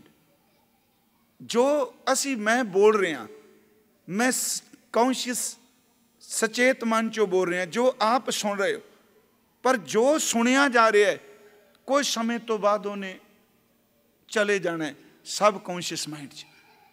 ਇਹੀ ਕਾਰਨ ਜਿਹੜਾ ਸਚੇਤ ਮਨ ਹੈ ਇਹ ਥੋੜ੍ਹਾ ਬਹੁਤਾ ਥੱਕ ਵੀ ਜਾਂਦਾ ਹੈ, ਪਰ ਜਿਹੜਾ ਸਬ ਕੌਨਸ਼ੀਅਸ ਹੈ ਉਹ ਹਰ ਵਕਤ ਹੀ ਕੰਮ ਕਰਦਾ ਰਹਿੰਦਾ ਹੈ। ਅਤੇ ਮੈਂ ਇੱਕ ਵਾਰ ਅਰਜ਼ ਕੀਤੀ ਸੀ, ਮੰਨ ਲਓ ਅਸੀਂ ਗੱਲ ਕਰਨੀ ਆ, ਸਾਨੂੰ ਕਿਸੇ ਦਾ ਨਾਂ ਭੁੱਲ ਗਿਆ ਅਤੇ ਥੋੜ੍ਹਾ ਜਿਹਾ ਬੋਝ ਪਾਉਂਦੇ ਹਾਂ, ਕਹਿੰਦੇ ਚਲੋ ਛੱਡੋ ਪਰ ਆਪੇ ਚੇਤੇ ਆ ਜਾਏਗਾ। ਅੱਧੇ ਕੁ ਘੰਟੇ ਕੁ ਬਾਅਦ ਯਾਦ ਆ ਗਿਆ ਜੀ ਉਹ ਫਲਾਣਾ ਬੰਦਾ, ਉਹ ਐਵੇਂ ਨਹੀਂ ਯਾਦ ਆਇਆ। ਸਾਡੇ ਕੌਨਸ਼ੀਅਸ ਮਾਈਂਡ ਨੇ ਉਹ ਖਿਆਲ, ਉਹ ਫੁਰਨਾ ਸਬ ਕੌਨਸ਼ੀਅਸ ਨੂੰ ਦੇ ਦਿੱਤਾ, ਕਿਉਂਕਿ ਸਬ ਕੌਨਸ਼ੀਅਸ ਸਟੋਰ ਹੈ, ਉਹਦੇ 'ਚ ਕੂੜਾ ਕਬਾੜ ਪੁਰਾਣਾ ਪਿਆ ਹੈ, ਉਹਨੇ ਫਿਰ ਫੁੱਲਣਾ ਸ਼ੁਰੂ ਕਰ ਦਿੱਤਾ, ਉਹਨੇ ਫੋਲ ਕੇ ਦੱਸਦਾ ਫਲਾਣਾ ਨਾ। ਪਿਆਰਿਓ, ਸਬ ਕੌਨਸ਼ੀਅਸ ਮਾਈਂਡ 'ਚ ਮੈਂ ਕਹਾਂਗਾ ਇਸ ਜਨਮ ਦੀਆਂ ਯਾਦਾਂ ਨਿਕਲ ਆਉਂਦੀਆਂ ਨੇ, ਯਾਦ ਕਰੀਏ ਤੇ ਅਨਕੌਨਸ਼ੀਅਸ ਮਾਈਂਡ ਹੈ ਵੇ, ਜਦੋਂ ਕੋਈ ਅੰਦਰ ਝਾਤੀ ਮਾਰਦਾ ਤੇ ਪਿਛਲੇ ਜਨਮ ਦੀਆਂ ਯਾਦਾਂ ਵੀ ਬਾਹਰ ਆ ਜਾਂਦੀਆਂ। ਹੁਣ ਆਹ ਜਿਹੜਾ ਜੀਓ ਹੈ ਕੱਲਾ ਇਸ ਸਰੀਰ 'ਚ ਨਹੀਂ ਤੁਰਿਆ, ਪਤਾ ਨਹੀਂ ਕਿੰਨੇ ਕੁ ਸ਼ਰੀਰਾਂ 'ਚ ਆਇਆ। ਹੁਣ ਇਸ ਜੀਵ ਦਾ ਭਲਾ ਕਿਵੇਂ ਹੋਵੇ? ਅਕਾਲ ਪੁਰਖ ਵਾਹਿਗੁਰੂ ਨੇ ਆਪਣੇ ਘਰ ਦਾ ਵਿਧਾਨ ਬਣਾਇਆ, ਬਿਨ ਸਤਿਗੁਰੂ ਚੇਤਿਆ ਨਾ ਜਾਏ। ਸਤਿਗੁਰੂ ਤੋਂ ਬਿਨਾਂ ਸ਼ਬਦ ਨਹੀਂ ਕੋਈ ਦੇ ਸਕਦਾ। ਹੁਣ ਇਹ ਸਤਿਗੁਰੂ ਦੇ ਅਰਥ ਕੋਈ ਆਪਣਾ ਸਤਿਗੁਰੂ ਵੱਖਰਾ ਨਾ ਬਣਾਈ ਬੈਠਾ ਹੋਵੇ। ਪਰਮ ਸੱਤਾ ਵਾਹਿਗੁਰੂ, ਉਹਦਾ ਜੋ ਸ਼ਬਦ ਦਾਤਾ ਗੁਰੂ। ਮਹਾਰਾਜ ਕਹਿੰਦੇ ਨੇ, ਨਦਰ ਕਰੇ ਜਾਂ ਆਪਣੀ, ਨਦਰ ਕਰੇ ਜੇ ਆਪਣੀ ਤਾਂ ਨਦਰੀ ਸਤਿਗੁਰੂ ਪਾਇਆ। ਇਹ ਜੀਓ ਬਹੁਤੇ ਜਨਮ ਭਰਮਿਆ, ਕਿੰਨੇ ਜਨਮ ਭਟਕ ਭਟਕ ਕੇ ਆ ਗਿਆ, ਤਾਂ ਸਤਿਗੁਰ ਸ਼ਬਦ ਸੁਣਾਇਆ। ਆਇਆ ਤੇ ਫਿਰ ਗੁਰੂ ਨੇ ਸ਼ਬਦ ਸੁਣਾਇਆ, ਬਾਣੀ ਸੁਣਾਈ, ਗੁਰਮੰਤਰ ਦਿੱਤਾ, ਮੂਲ ਮੰਤਰ ਦਿੱਤਾ, ਸ਼ਬਦ ਦੀ ਬਖਸ਼ਿਸ਼ ਕੀਤੀ, ਕਿਉਂਕਿ ਗੁਰੂ ਹੈ ਹੀ ਸ਼ਬਦ। ਚਲੋ ਇਹ ਸਾਡਾ ਪ੍ਰਕਰਨ ਨਹੀਂ ਅੱਜ ਦਾ। ਸ਼ਬਦ ਤੇ ਗੁਰੂ ਦੋ ਵੱਖ ਨਹੀਂ, ਇਸੇ ਨੂੰ ਬਾਣੀ 'ਚ ਕਿਹਾ, ਬਾਣੀ ਗੁਰੂ, ਗੁਰੂ ਹੈ ਬਾਣੀ। ਸ਼ਬਦ ਤੇ ਗੁਰੂ ਇੱਕ ਚੀਜ਼ ਹੈ। ਬਾਣੀ ਗੁਰੂ, ਗੁਰੂ ਹੈ ਬਾਣੀ ਵਿੱਚ ਬਾਣੀ ਅੰਮ੍ਰਿਤ ਸਾਰੇ, ਗੁਰ ਬਾਣੀ ਕਹੈ ਸੇਵਕ ਜਨ ਮਾਨੈ, ਪ੍ਰਤੱਖ ਗੁਰੂ ਨਸਤਾਰੇ। ਸਤਿਗੁਰੂ ਸ਼ਬਦ, ਸ਼ਬਦ ਹੈ ਸਤਿਗੁਰ। ਗੁਰੂ ਗ੍ਰੰਥ ਸਾਹਿਬ ਦੇ ਬੋਲ ਜਦੋਂ ਭਟਕ ਕੇ ਆਏ, ਫਿਰ ਸਤਿਗੁਰੂ ਨੇ ਆ ਸ਼ਬਦ ਸੁਣਾਇਆ। ਕਹਿਣ ਲੱਗੇ, ਆਹ ਲੈ ਫੜ, ਆਹ ਬੰਦਗੀ ਕਰ, ਆਹ ਸ਼ਬਦ ਹੈ ਤੇਰੇ ਕੋਲ। ਸ਼ਬਦ ਦਾ ਵੀ ਉਸ ਦਿਨ ਮਰਜ਼ ਕੀਤੀ, ਬੜਾ ਗਹਿਰਾ ਵਿਸ਼ਾ ਹੈ। ਸ਼ਬਦ ਇਕੱਲੇ ਅੱਖਰ ਨਹੀਂ, ਸ਼ਬਦ ਤਾਂ ਉਹ ਹੈ ਜਦੋਂ ਅੱਖਰ ਨਹੀਂ ਸਨ ਉਦੋਂ ਵੀ ਸ਼ਬਦ ਸੀ। ਜੇ ਕੁਝ ਪੈਦਾ ਹੋਇਆ ਸ਼ਬਦ 'ਚ ਹੋਇਆ, ਪਰ ਇਹ ਜਿਹੜਾ ਅੱਖਰੀ ਨਾਮ, ਅੱਖਰੀ ਸਲਾਹ ਹੈ, ਜਿਹੜਾ ਅੱਖਰਾਂ ਦੇ ਜਾਮੇ 'ਚ ਗਿਆਨ ਹੈ, ਪਿਆਰਿਓ, ਜਦੋਂ ਇਸ ਗਿਆਨ ਨੂੰ ਆਪਣੀ ਜ਼ਿੰਦਗੀ 'ਚ ਆਪਾਂ ਅਭਿਆਸ ਕਰਾਂਗੇ, ਇਹ ਸ਼ਬਦ ਸਾਨੂੰ ਉੱਥੇ ਲੈ ਜਾਂਦਾ ਜਿੱਥੇ ਇਹ ਸ਼ਬਦ ਵਰਤ ਕੇ ਆਇਆ ਹੋਇਆ ਹੈ। ਸਤਿਗੁਰੂ ਨੇ ਸ਼ਬਦ ਸੁਣਾਇਆ ਤੇ ਮਹਾਰਾਜ ਫਿਰ ਕਹਿੰਦੇ, ਜਦੋਂ ਗੁਰੂ ਕੋਲ ਗਏ ਤੇ ਇੱਕ ਸਮਝ ਪੈ ਗਈ, ਸਤਿਗੁਰੂ ਜੈਵੜ ਦਾਤਾ ਕੋ ਨਹੀਂ, ਮੇਰੇ ਗੁਰੂ ਜਿੱਡਾ ਦਾਤਾ ਕੋਈ ਨਹੀਂ। ਸੱਚੀ ਮੁੱਚੀ ਕਿਹੜਾ ਦੁਨੀਆ ਦਾ ਦਾਤਾ ਹੋਏ ਸਤਿਗੁਰੂ ਨੇ ਤਾਂ ਹੀ ਬਾਣੀ ਵਿੱਚ ਕਿਹਾ, ਦਾਤਾ ਉਹ ਨਾ ਮੰਗੀਐ ਫਿਰ ਮੰਗਣ ਜਾਈਐ। ਭਾਈ ਗੁਰਦਾਸ ਸਾਹਿਬ ਨੇ ਇਹ ਇੱਕ ਥੇਲੀ ਦੇ ਕੇ ਤੇਰੀ ਹਵੇਲੀ ਕਬਜ਼ੇ 'ਚ ਕਰੀ ਬੈਠਾ ਹੋਵੇ, ਕਾਹਦਾ ਦਾਤਾ ਹੈ ਤੇਰਾ? ਦਮੜੀ ਦੇ ਕੇ ਤੇਰੀ ਚਮੜੀ ਲਾਂਦਾ ਫਿਰੇ, ਉਹ ਕਾਹਦਾ ਦਾਤਾ ਹੈ?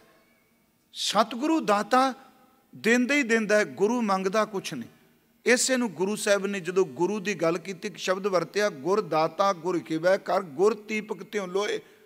ਗੁਰੂ ਦਾਤਾ ਹੈ, ਗੁਰੂ ਬਰਫ਼ ਦਾ ਘਰ ਹੈ, ਗੁਰੂ ਦੀਵੇ ਦੀ ਤਰ੍ਹਾਂ ਪ੍ਰਕਾਸ਼ ਕਰਦਾ ਹੈ। ਗੁਰ ਦੀਪਕ ਤਿਉ ਲੋਏ, ਅਮਰ ਪਦਾਰਥ ਨਾਨਕਾ ਮਨ ਮਾਨੇ ਸੁਖ ਹੋਏ।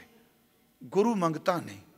ਜਿਹੜੇ ਜਿਹੜੇ ਮੰਗਤਿਆਂ ਦਾ ਜ਼ਿਕਰ ਕੱਲ ਆਉਣਾ, ਵਾਇਨ ਚੇਲੇ ਨੱਚਣ ਗੁਰ ਪੈਰ ਹਲਾਇਨ ਫਿਰ ਸਿਰੋਂ ਦਾਤੇ ਨਹੀਂ। ਸਤਿਗੁਰ ਜੇਵੜ ਦਾਤਾ ਕੋ ਨਹੀਂ। ਤੇ ਮੈਂ ਕਈ ਵਾਰ ਕਹਿੰਦਾ, ਗੁਰੂ ਗੋਬਿੰਦ ਸਿੰਘ ਵਰਗਾ, ਗੁਰੂ ਨਾਨਕ ਸਾਹਿਬ ਵਰਗਾ ਦਾਤਾ ਕੋਈ ਹੈ? ਕੀ ਸਾਡੇ ਤੋਂ ਮੰਗਿਆ? ਪਟਨਾ ਸਾਹਿਬ ਇੱਕ ਦਿਨ ਹਰ ਸਾਲ ਜਾਈਦਾ, ਗੁਰਪੁਰਬ ਤੇ ਕਥਾ ਕਰਦਿਆਂ ਮੈਂ ਇੱਕ ਬੇਨਤੀ ਕੀਤੀ। ਪਟਨਾ ਸਾਹਿਬ ਤੋਂ ਮ੍ਰਿਤ ਮੰਡਲ ਦੀ ਯਾਤਰਾ ਸ਼ੁਰੂ ਕੀਤੀ ਤੇ ਨਦੇੜ ਗੋਦਾਵਰੀ ਦੇ ਕੰਢੇ ਜਾ ਕੇ ਸੰਪੰਨਤਾ ਕੀਤੀ। 42 ਸਾਲਾਂ ਪਟਨਾ ਵੀ ਪੂਜੀ ਜਾਂਦੀ ਹੈ ਤੇ ਗੋਦਾਵਰੀ ਵੀ ਲੋਕ ਪੂਜਦੇ ਨੇ। ਗੰਗਾ ਪੂਜੀ ਜਾਂਦੀ ਹੈ ਪਟਨੇ ਦੀ, ਉੱਥੇ ਗੰਗਾ ਤੋਂ ਵੀ ਲੋਕ ਮੰਗਦੇ ਨੇ, ਗੋਦਾਵਰੀ ਤੋਂ ਵੀ ਮੰਗਦੇ ਨੇ।